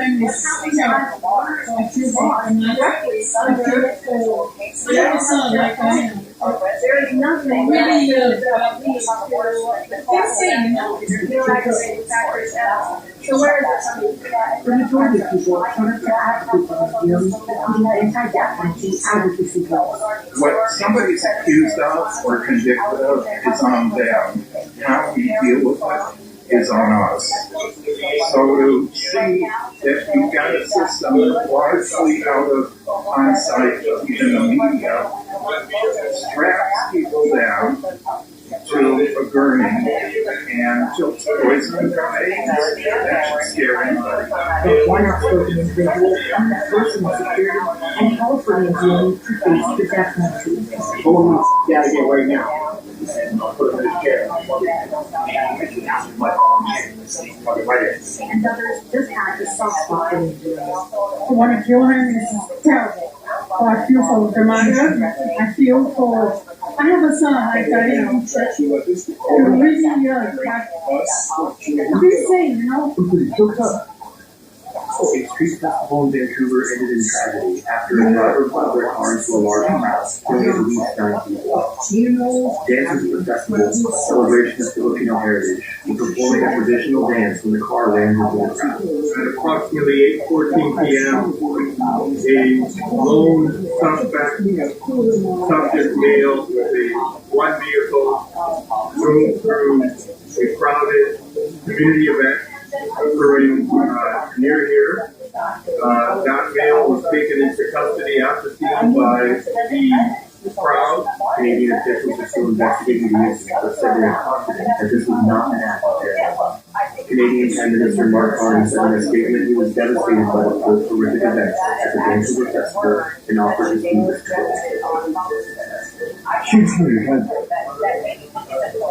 and have any tragedy like this, it won't break us or the community, but You know her brother by his first name, Beyonce. But Tina Knowles has an incredible story of her own, and she's sharing it with the world. A lot of people will look at you and say, she looks like she was more than dance mom, pushing her head, theater moms, like just pushing her head and pushing her I don't care what my kids would have wanted to do in life. If they wanted to ride horses, if they wanted to be a doctor, I was in 100% supportive of that. I knew Beyonce had a choice. This is what she was born to do. She said she found her home on it. She found a home. She found her confidence. It was what she lived and breathed. So Lonzo, on the other hand, had the choice to do with everything. I love the fact that they've been so successful, but I cannot wait for the day that they don't have to touch the office and they can just live their lives and not under a microscope. Unlike the children who grew up in the middle class until worldwide stardom, Knowles grew up dirt poor, the last 7 children. He grew up in Texas, a long and sort of different the last place who were free in that go. And you were born in a kind of segregation. What was it like for you then? Well, I had questions all the time, like why do we have to ride in the back of the bus? But I think I just had such a good childhood that I didn't focus on it. But when I got to be a teenager, that's when it got really rough because, like I said, I have my family and my brother, they started contacting my family. So we had a long history with the police. It was kind of targeted us. She says her mother lived in a state of fear for the children, but always told her master plan, someone to make sure that her children never looked poor. They were very clear. No poor. We didn't have much really. We always were done. Yes, out of her incredible ability to sing. Yes. What has that done in your life? How does that manifest in your life? Well, it manifests every day because as poor as we were always the sharpest kids. And just with a lot of pride and passion and how we looked. And I think it's helped us not to know how poor we are. But it's manifested in the fact that I passed it on to my daughter. And they love fashion. Even mentoring us. And what fashion is it allows a lot of things. And I would imagine, because I wasn't there, but I imagine my great-great-grandmother who was a slave sewing and making people look great because my mom always said to me and my nephews, you know, if you can make beautiful clothes for people always love you. Yeah, me and my nephew was gay, so and kind of ostracized sometimes. But my mom was like that and say that you never be broke and people always like you because you can As we got the last old bar at Costco. Last year I bought this last old bar for $23.59 in Costco. Really, Costco has 3 gold bars. The gold price is touching record highs. There's a lot of interest in buying the precious metal at an unlikely price. Costco. I started reading up content about gold by accident. I was on my Instagram. I was posting a few stories that hey, I purchased gold and I bought the most DMs I have ever received on my Instagram from that one story. I also just did a search called where to get the best price to buy gold as a personal investor, as a crypto investor. Costco happens to be that out of all the places in the world where you can actually get the best price for gold. So this was basically where the lower price of gold in Costco started. Costco won't say how many gold bars it sells, but those posting an ad volume continues to be a meaningful tailwind for e-commerce sales growth. Also offers a lower cost when it comes to the market, and I would trust Costco and their quality. If you are someone that's in the market to buy a few bars of there's a great way to do it. It's trying to accumulate mass quantity. You may want to rethink that maybe don't expect the Costco to buy a check or allow you to return it. Instead, you're going to go to shop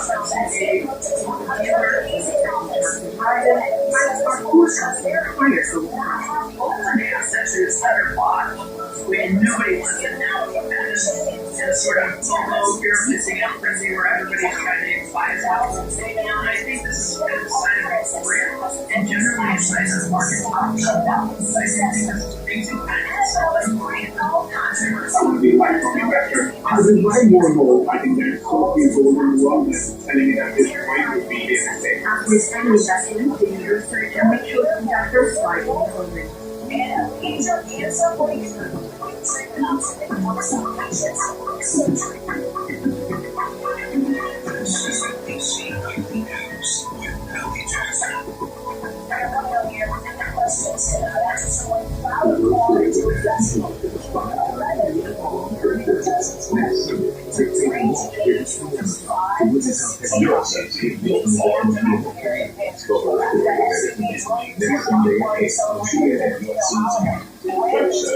Every business is on its own path. And you manufacture what continues to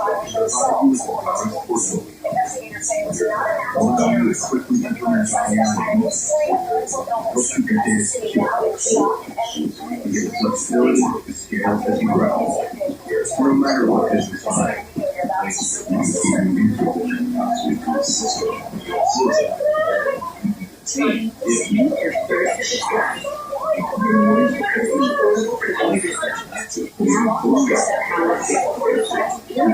Now, all of your needs.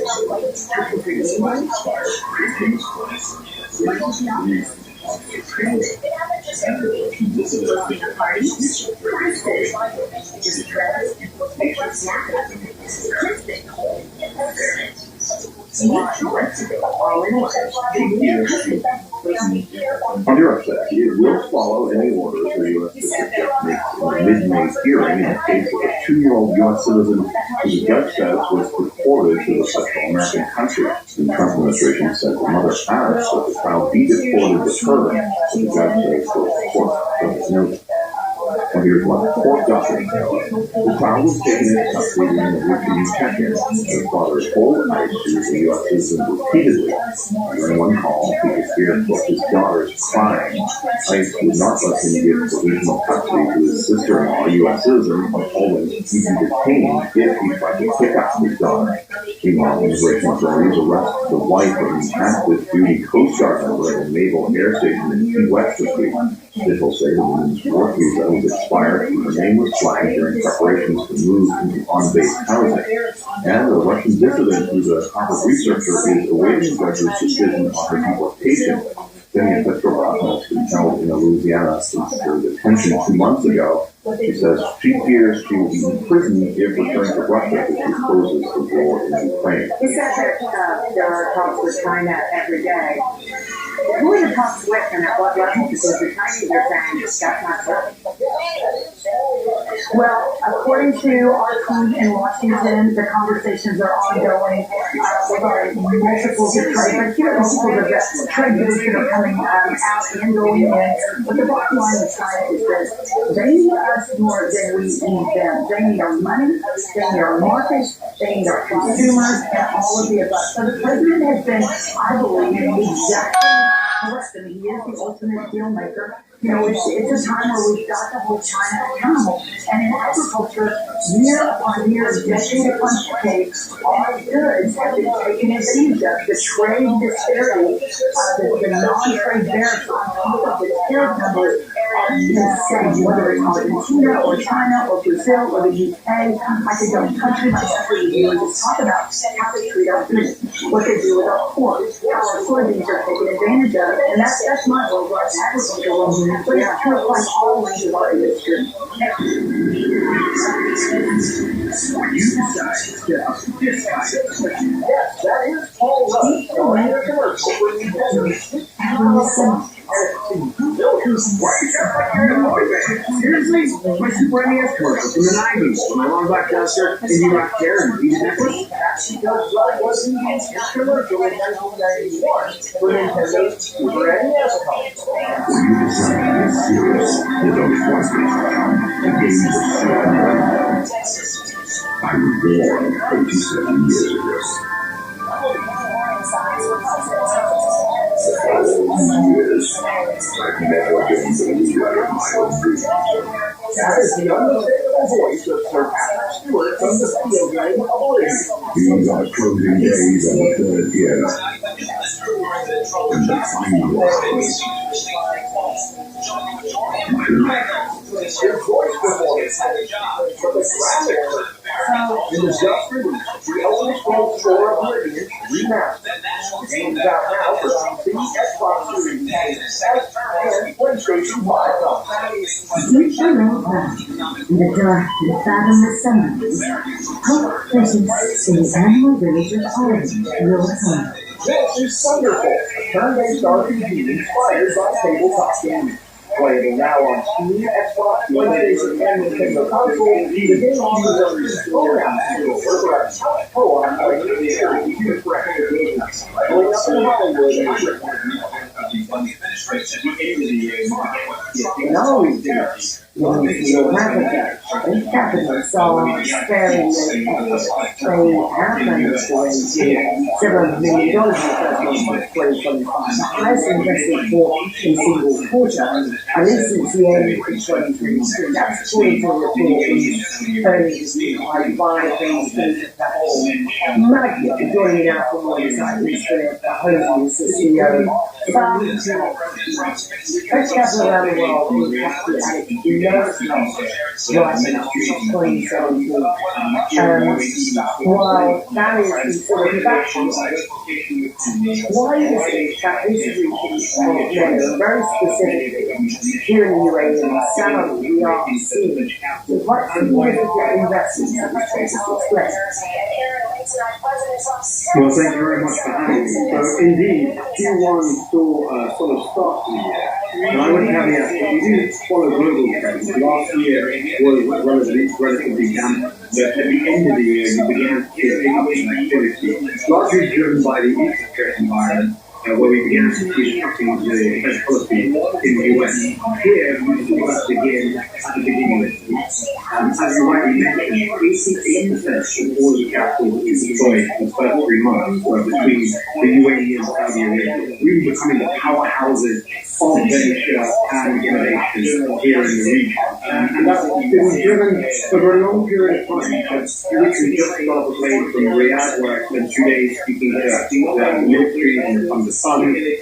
Here in the UAE, we've spoken to many clients, and innovation, diversification of the economy, driving tech is key on the agenda of many of the government initiatives, and that's beginning to percolate into the venture capital and wider private capital marketplace as well. Who's investing? Regionally, you're seeing that specifically in Saudi Arabia, it's about 50 to 60% local investors. Here in the UAE, local investors account for about 20 to 30%, with international participation. And a lot of these entities, and I know that you go to conferences like FII, there's the lead conferences, are looking to attract international people to the region. And we've begun to see players from outside of the world begin to participate, specifically at the space. We've heard of General Atlantic. Recently, we're seeing players like BlackRock coming to the region. That's beginning to now come into the venture capital space and attracting not only local investors, stimulated by the public government, but international players in the region, consolidation, international acquisition. Yeah, it seems coming back forward globally.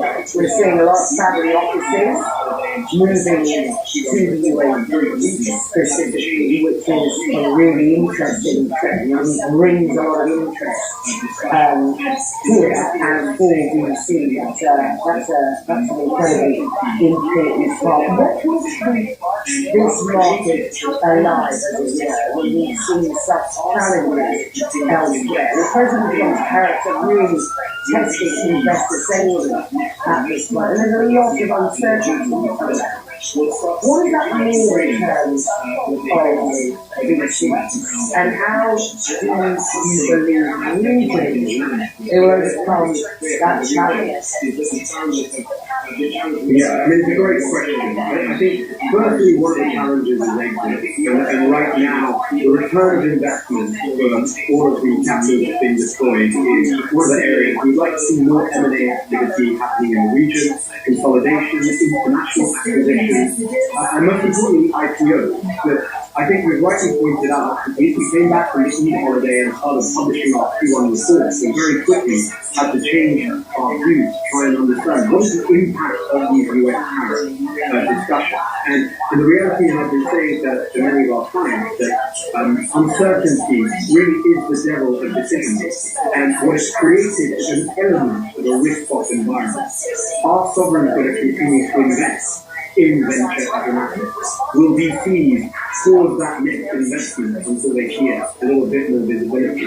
Will startups continue to raise when they don't know where the next investment round is going to come from? And that's something that we have been challenged with. But if there's one thing that's clear from the region, is that the founders have been challenged with adversity over a long period of time and have become very resilient. So I think the answer to your question is we'd like to see more success stories and exits from the region that can really stimulate further capital into the asset.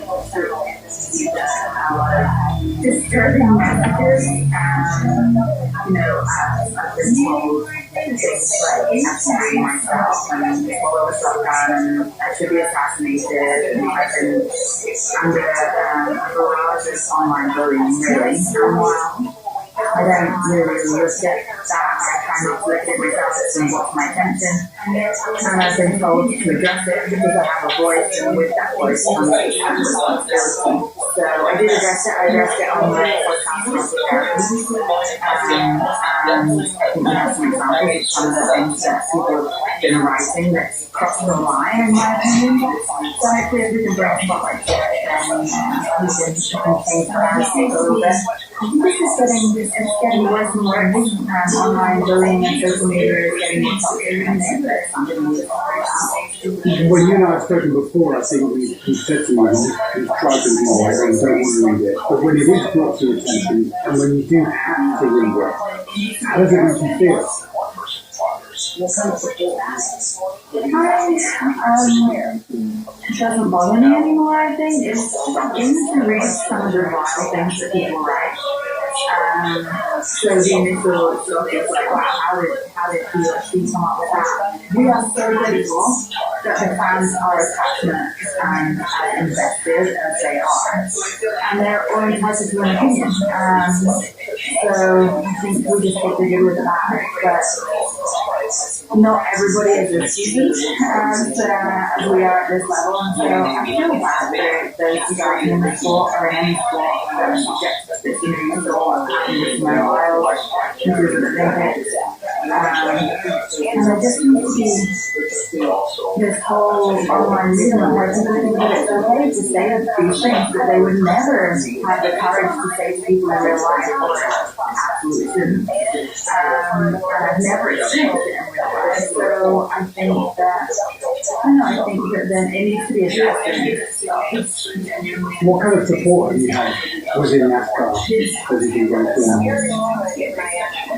I've had a lot of support. I've had a lot of drivers reach out to me and also their support and actually come out publicly and support me. A few of them anyway.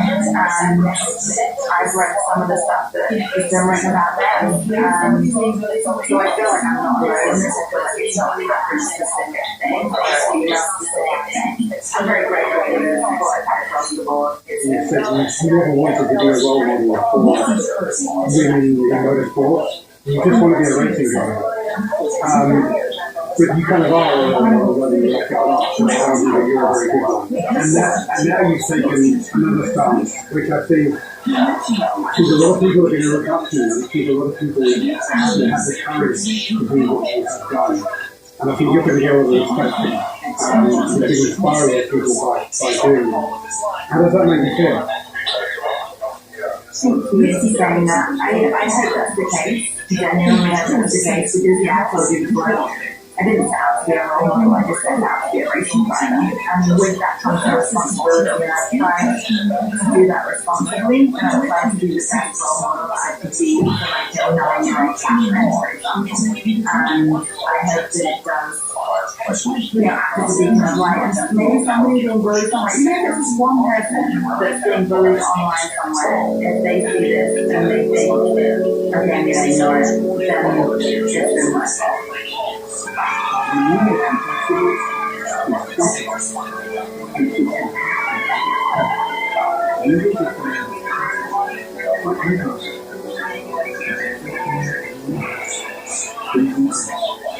For example, these are minimal for a long time. It's backed by science is clinically proven to strengthen our team. I would recommend this toothpaste to everybody. It's really an amazing product.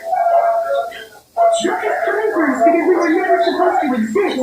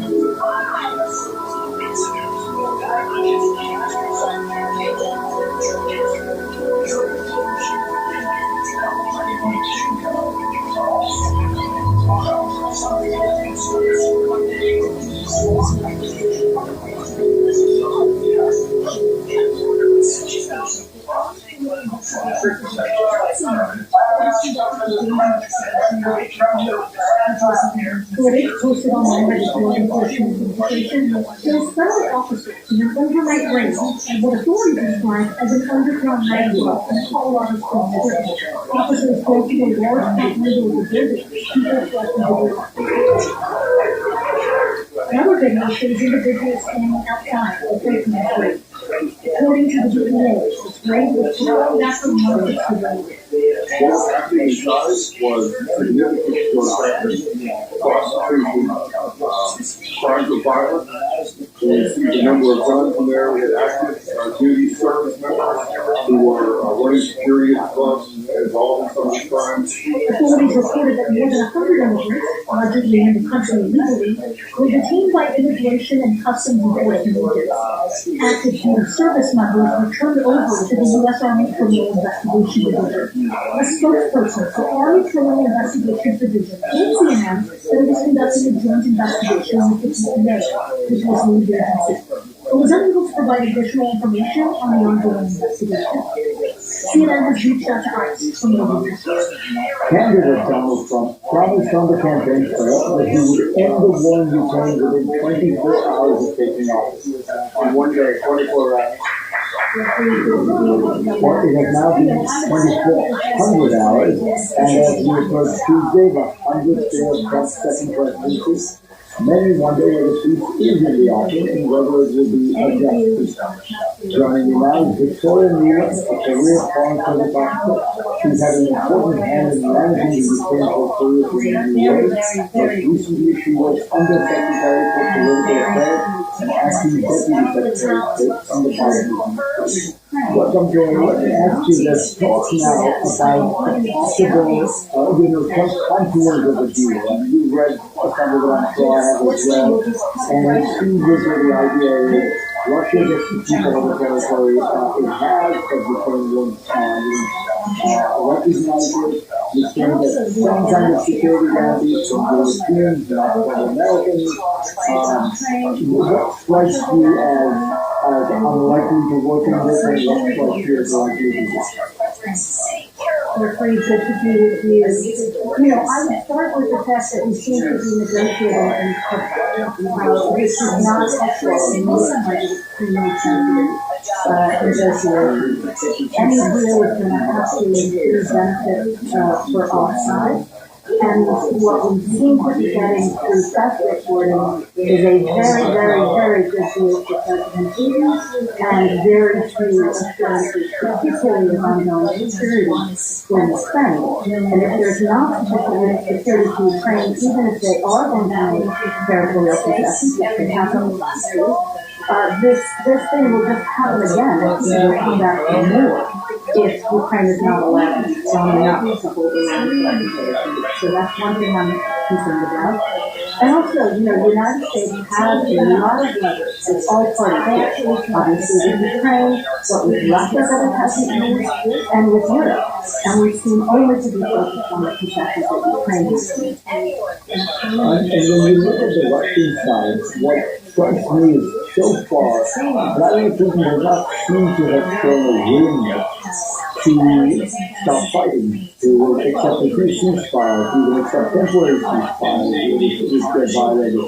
What is your guess? Does Putin really want to stop right now, or do you think he can keep going? Well, you're absolutely right. I think President Trump had this right a month ago when he wanted to test willingness by having a 30-day ceasefire on both sides. And that would have given time and space to begin real serious negotiations and not in public. The Ukrainians agreed to that and Putin did not. And even with all of these extremely favorable terms for Putin that were reached over the last couple of days, Putin did not agree to stop fighting. I actually think it's pretty difficult for Putin on his side to end this war because he has built Russia over the last 2 years into an economy and a society that is 100% dedicated to this war and sustaining itself around this war. And were it to end, we have thousands and thousands of Ukrainian soldiers who could in fact pose a threat to him, and we have to come off war footing and actually start providing for his people, which he hasn't done in a very long time. What do you think Ukraine could live with in terms of a security guarantee? Because Trump has said he's not going to provide a security guarantee. He will not support the Ukrainian membership in the guarantee. The Europeans are doing, or at least have committed to do a lot more on defense. They have indeed. First of all, Ukraine has to know that whatever it agrees to in terms of territory, it can protect and defend the rest of the territory that it controls and prevent a third wave of being attacked when he gets tired of whatever he agrees to.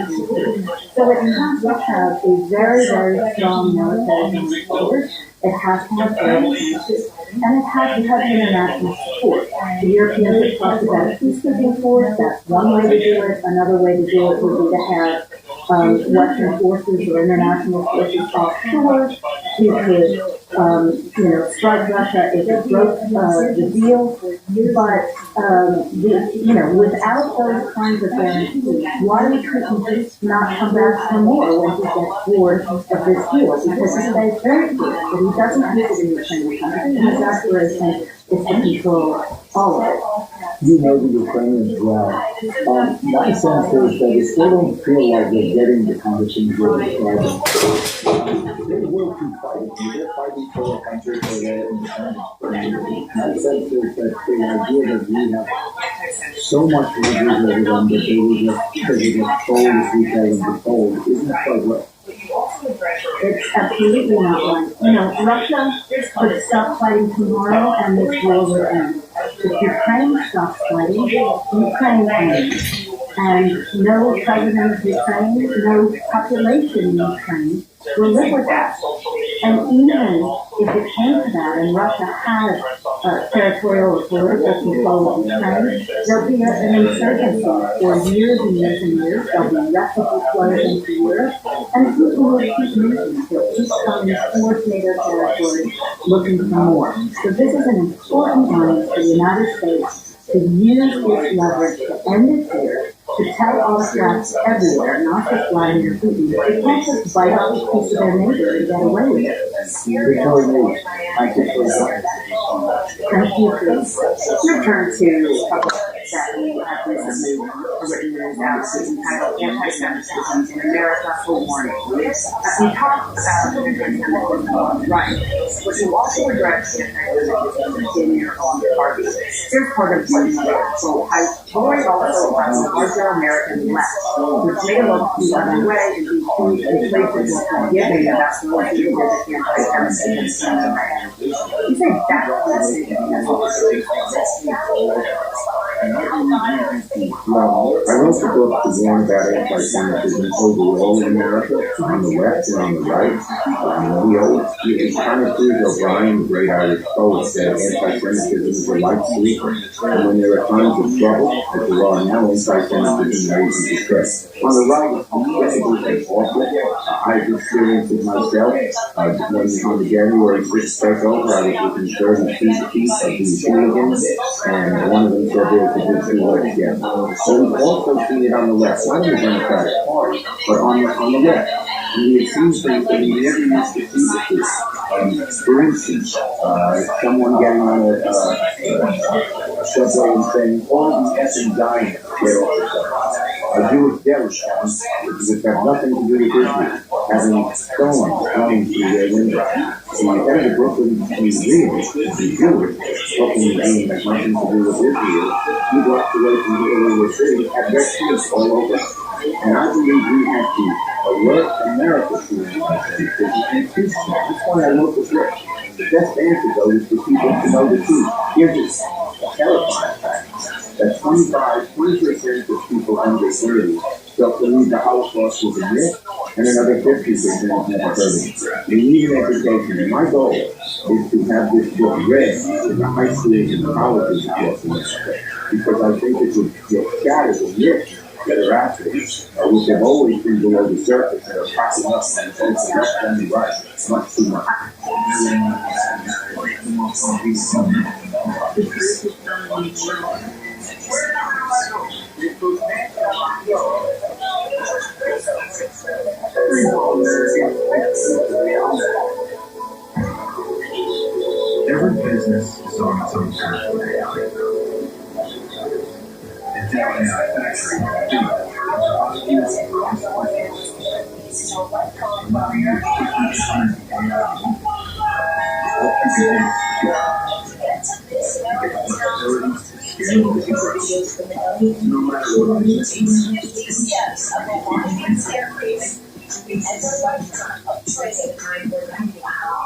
I've been studying for a number of years as a hobby, and I started to notice that there's certain patterns that I think are important for them to work together to create Have you heard this before? This is more than you to make you feel it's an attention.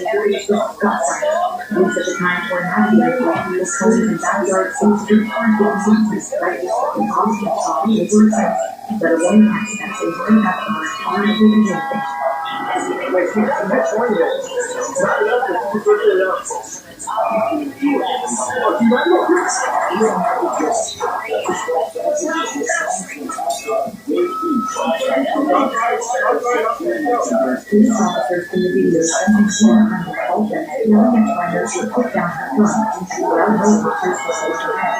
Reiner then missed her handgun, she was struck by gunfire and retreated into her room. A 911 call later suggested Reiner believed that she had been shot by one of the Pittsburgh suspects, not police. So there were three men. There were three men, and one of them shot her. I'm not sure.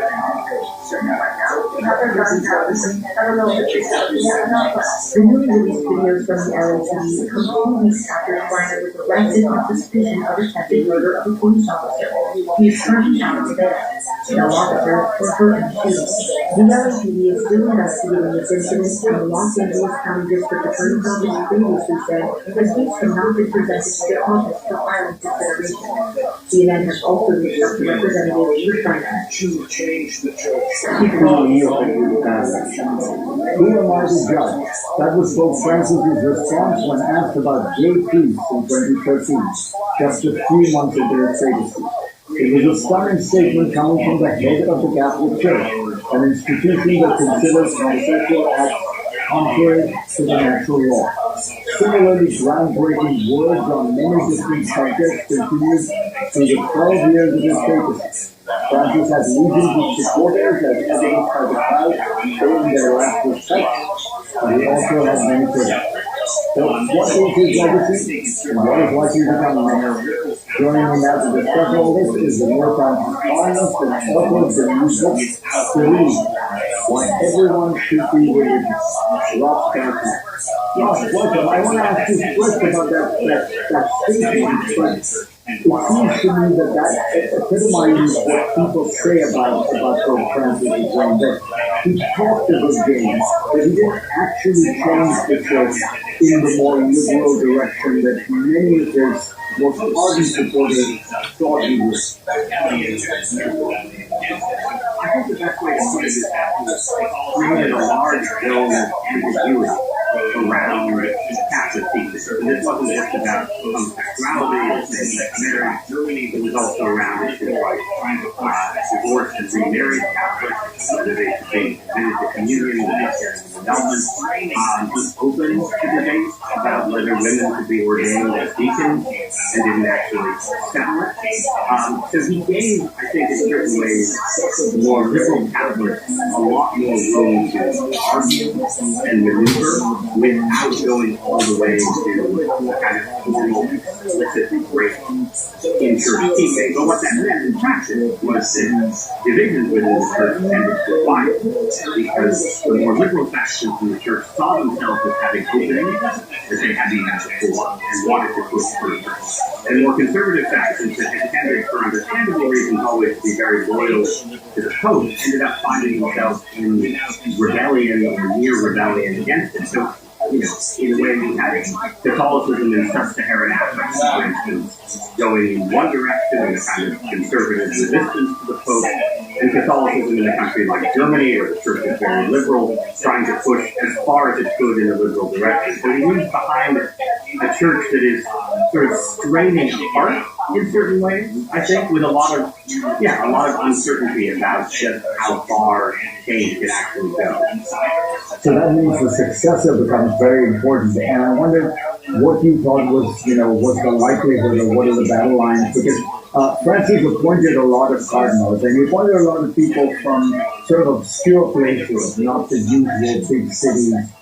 But does that mean they are liberal? And how will this play out? Yeah, it doesn't necessarily mean that they're all liberal and will be liberalized. Because Francis himself was a very complicated figure. He sort of favored the liberal faction in the church in many ways without himself being quite as liberal as some of his supporters. So you have a range of cardinals right now that people actually don't know a lot about, right? It's sort of like if you assemble a Senate in the United States by picking mayors from an large portion of the cities and small towns around the country. So it makes it actually quite hard to handicap or sort of figure out who the different groups are in the upcoming season. I think you should say that you give an advantage to insiders, to someone like, the Cardinal Secretary of State, Carolyn, who people have cited as the front runner, just because he's one of the only people who have actually met most of the cardinals now converging on Rome. And there probably is some sense in which the cardinals will be looking not for a conservative exactly, but maybe for a moderate, stabilizing influence after Francis's disruption. But really, it creates just a lot of deep uncertainty where not anything, but almost anything could happen in a situation like this one. In your book, you talk about your hopes that there is a kind of religious revival. Is it more than a hope? Do you think there's real data that shows that there is an uptick in the long secularization of Western societies? Yes, I think it's a different situation in Europe than the United States. I think right now there's real data, especially in the United Kingdom, also to some degree in France, suggesting that there is actually a modest degree of religious revival where Generation Z in England is more likely to practice Christianity than it has striking things. In the United States, it's more that we're considering a religious revival. The rate at which the rise of Americans who say they have no religious belief has plateaued. They're sort of paused in secularization. There's a lot of religious interest and debates about religion right now, but the number of churchgoers in the U.S. is sort of stable but not rising. So we'll know more in 5 or 10 years about how far the renewed interest in religion actually goes here. I take it you don't want to make a wager as to who will be the next pope. Well, technically, I believe I could be excommunicated for gambling on a papal election. So a wager is quite out of bounds. But I would guess it would either be someone like Cardinal Carolyn, sort of quickly, kind of insider on the way to quickly, or someone who is not on the list that in favor of the conclave was on. Ross Gazette, thank you very much. Yes, always I knew that was coming. A pleasure. One more year, graduated in 2009 during the Great Depression, and I wanted to lay on this information I could see going around on social media about how we survived this crisis of great poverty and for us in our lives. Millennials and young adults during the Great Recession are sharing their wisdom on TikTok. They're sharing during recession to prepare for them, as Gen Z anxiously prepares for a downturn that economists warn could be triggered by President Trump's trade war. So I just started to see video after video after video of Gen Z being downtrodden, frustrated, and hopeless about the future. When I moved the Great Recession in 2008, the people around us, yes, we were doing those, we were all struggling, but we were getting together. Number one, take whatever job you can get.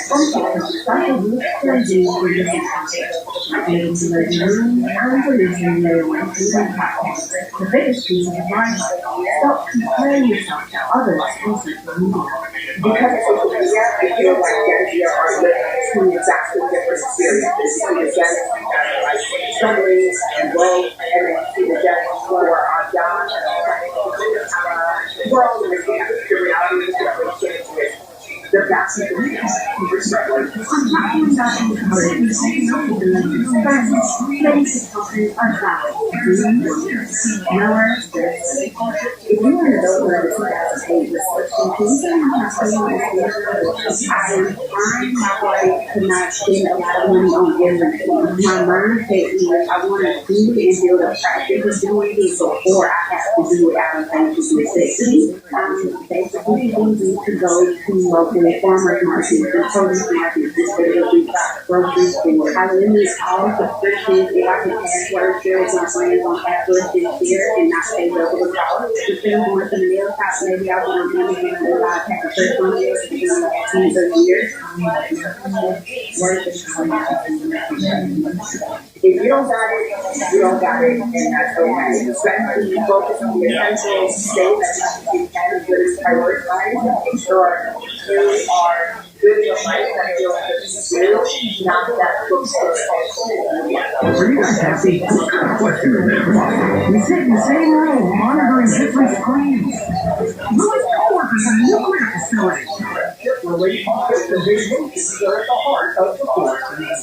Tina Fey does quintuple member, co-creator, co-showrunner, executive producer, writer, and co-star of the series. The Force is Michigan, streaming on Netflix. This is so irritating because I really don't have to be hands to watch it. You know, you find the The seventh season of Lucky Cow finds its core amongst Daniel Kang in Taiwan, where foodie-focused finds and explorations of culture. Lucky Cow premieres May 1st, with new episodes weekly on PBS stations, PBS Passport, and the PBS app. You know what it means to be happy. I hear this island's got no law. Question is, do you keep that word? Negan and Maggie are back in the second season of The Walking Dead, Dead City. The post-apocalyptic drama finds the characters back in a zombie-infested Manhattan. A dead walking in starting May 4th on AMC and HBO. In Hollywood,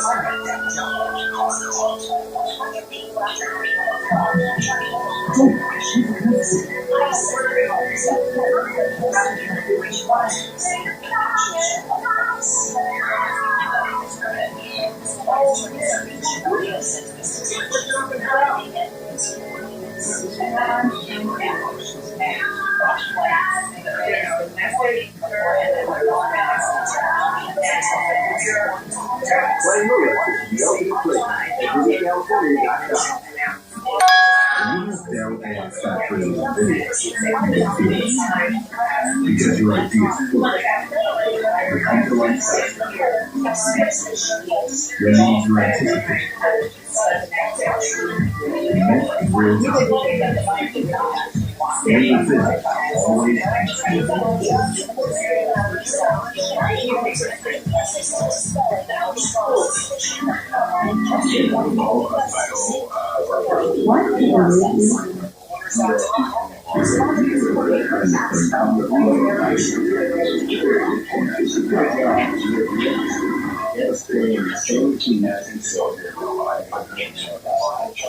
On the next episode, I have a guest. Amy Maybe I'm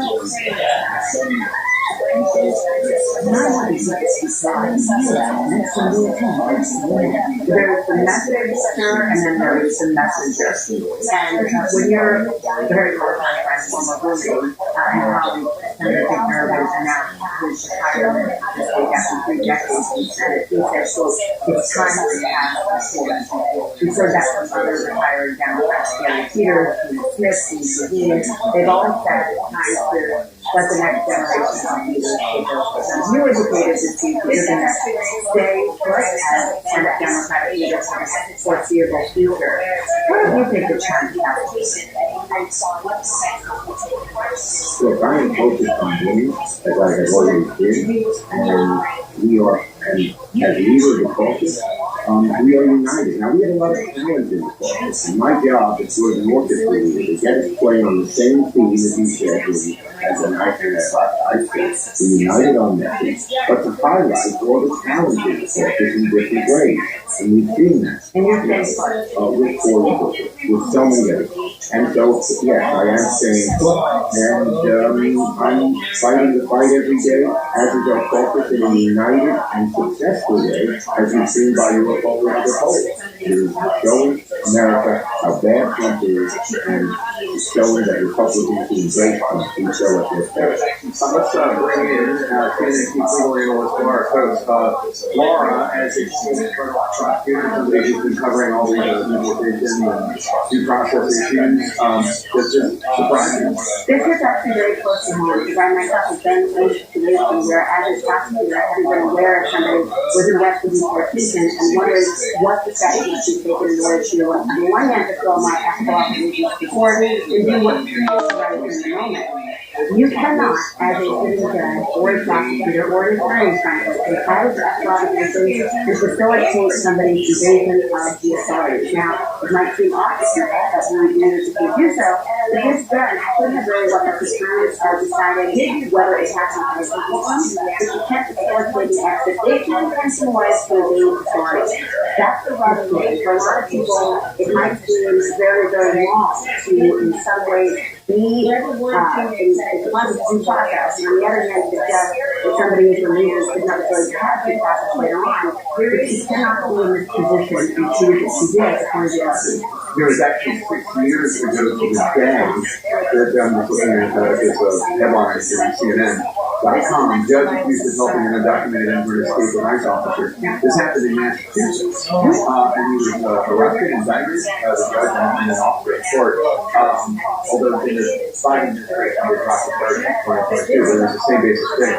What does the U.S. government need to do, the Trump administration need to do to prove that Judge Dugan was actually helping this undocumented migrant evade arrest by ICE? It will come down to the intention. If, for example, the scenario is that he said, I'm going to go to this particular area to avoid having chaos about the hallway and actually facilitate the person's dignified release to the actual ID, that's one thing. If, however, the intent was to prevent them and delay their ability to obtain this person, it's a very different sense. Because it's not a very intent. Whatever words he may have said, we can just to a there, we can shed some light on what your intent would be, will be useful today. But ultimately, there is an ethical obligation. You can have in the process, and before you sometimes hand over the person to the authorities, then secure the appropriate mechanism and the appropriate form to do so. This is domestic violence defendant. There is Trump's process, there is not beyond a reasonable doubt at a certain time, but they're very separate matters. Cam Bonton is talking about this person having been convicted and judged during an execution. But this juncture is about the judge's ability to do this. It's facilitating or and they are elected to do the wrong thing, which is, if she did, to allow this person to avoid lawful authority. And with lawyers and judges who cannot We can't have that. In Trump's statement, it sounds as though he did help in the debate. I mean, she's leaning on whoever would give a statement on her behalf. She has a long record of standing up for due process, so theoretically, the argument, as I'm reading into the statement, is I was doing this because this undocumented migrant was not being given due process by ICE. That's what it sounds like to suggest. It could very well be that her mindset. We don't know. It could be that it might have been do help to further the due process scenario. If they're putting the person in front of a court and an immigration judge to decide what to happen next.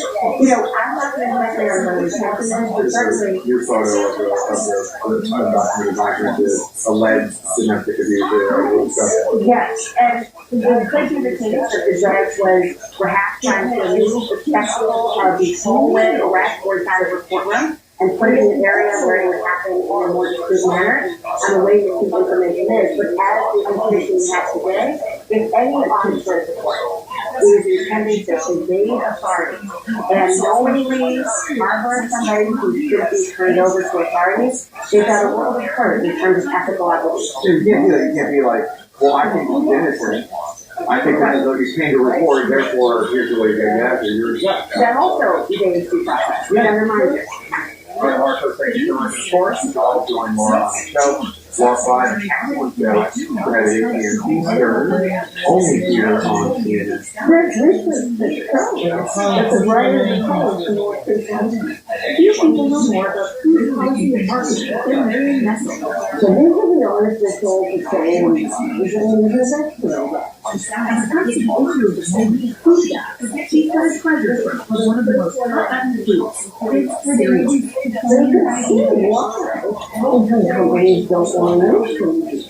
Because kids don't want this new as much as they want that. And they particularly want the colors that are going to melt in and look like really like blue and other disgusting things. It could be. Professor Meredith, especially food policy in NYU, Nestle's been collecting cereal boxes for 20 years.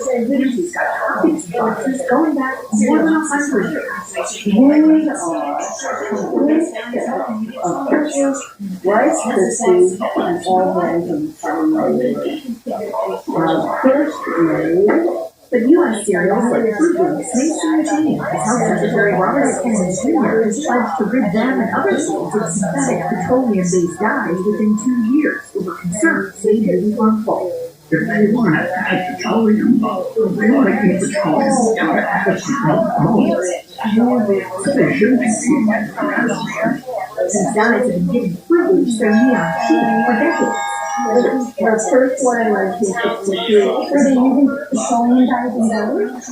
Most days on We found a Fruit Loops label from 30 years ago when companies had to start listing ingredients on the package. current color, regular 40, natural orange, lemon, berry wine, there's a flavor development of 50 years old.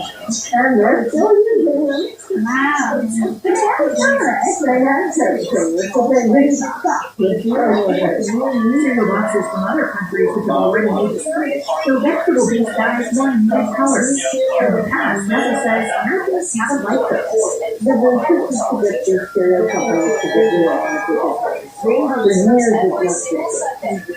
And so finally they said, okay, we're going to do it. So they produced it without using artificial. And the pits were kind of bland. They were fall colors. So there's really red, brown, whatever. And nobody bought it. So then the company brought that to so the This time around, he says it may be different. The food companies say they are making some changes. So reformulating cereal serving schools to not include the dyes. It won't include them in any new projects starting next year. NASA said they'll look for more from the government. It's volume. For example, food dyes are starred in cereals and they're filled with sugar. if you're a kid and you're used to that, you're not going to use it. Because these cereals are not about the cereal. They're about the question always has been, when do we get to the The other organization was the United States, Georgia's apple protector, Anna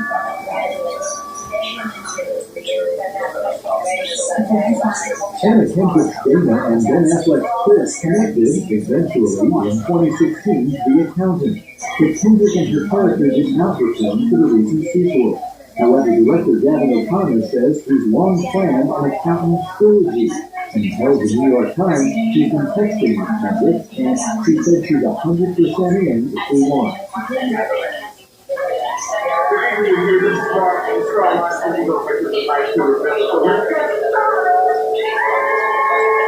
Universal Film Fest night at Universal Studios Hollywood lets fans immerse themselves in their favorite films and franchises.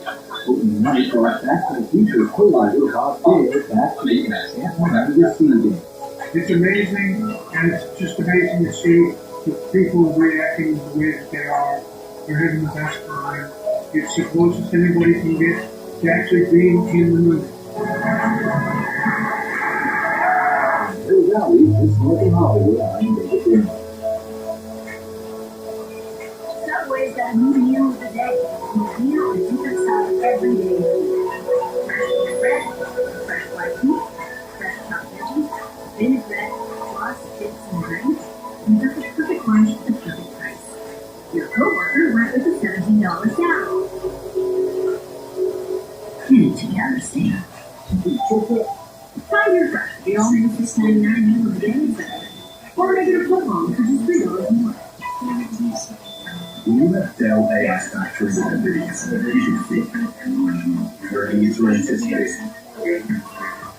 When ideas come to life faster, your business keeps moving forward.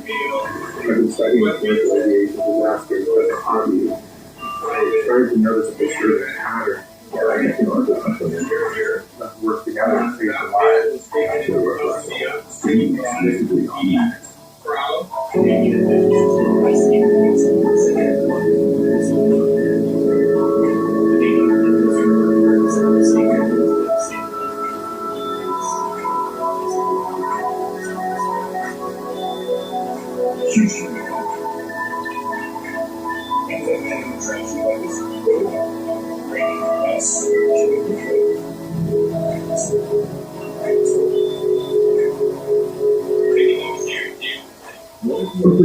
A street festival in Vancouver ended in tragedy after a driver plowed their car into a large crowd, killing at least 9 people. Dancing at the festival, a celebration of Filipino heritage, performing a traditional dance when the car ran into the crowd. At approximately 8:14 p.m., a lone subject male with a one vehicle drove through a crowded community event occurring near here. That male was taken into custody at the scene by the crowd. Canadian officials are still investigating the incident, but said they are confident that this was not an act of terrorism. Canadian Prime Minister Mark Marty said in a statement he was devastated by the horrific event at the Vancouver Festival and offered his deepest condolences. And have them try to like this. Yeah. Great bus with community service.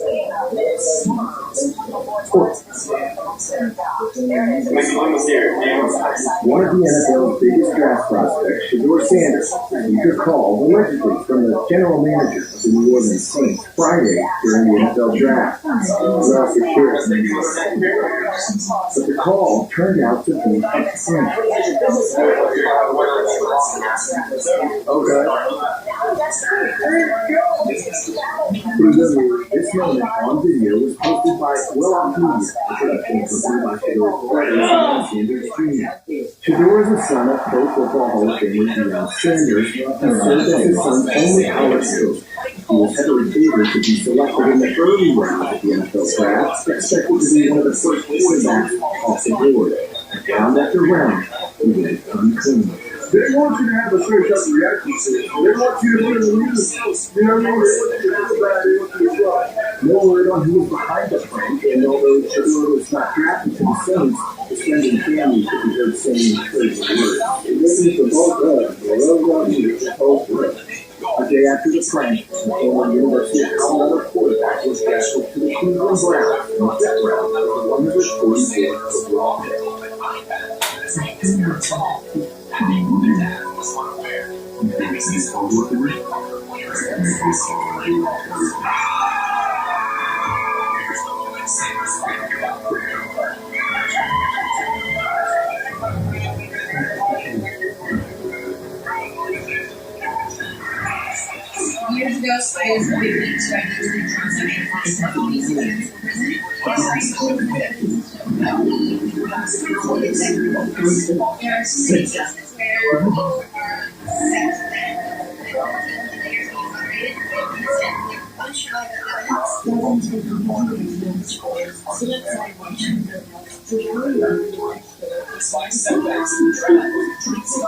Sadly, windshield tests turn into windshield cracks.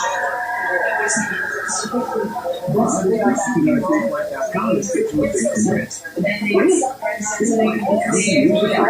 And our highly trained techs can replace your windshield right at your home.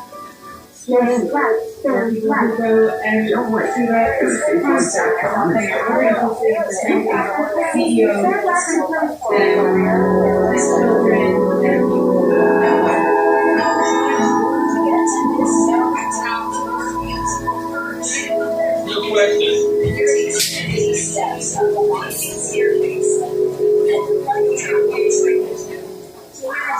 Years ago, I was convicted of negligent homicide, and I spent 26 months in prison. History will show that evidence was shown that conflict infected towns, and there are many cases where people are sent to death, generation of places, Sit outside a Manhattan courthouse to rally around the alleged murder of American Healthcare CEO Brian Thompson. He and Jordan faces federal charges of stalking, murder, and a firearms offense, and has pleaded not guilty. Federal prosecutors have officially filed notice will be seeking the death penalty against the 26-year-old, and they are not putting the same emphasis and the same severity on, say, school shooters or people who know and set up concerts. They're more interested in protecting CEOs than children and people at large.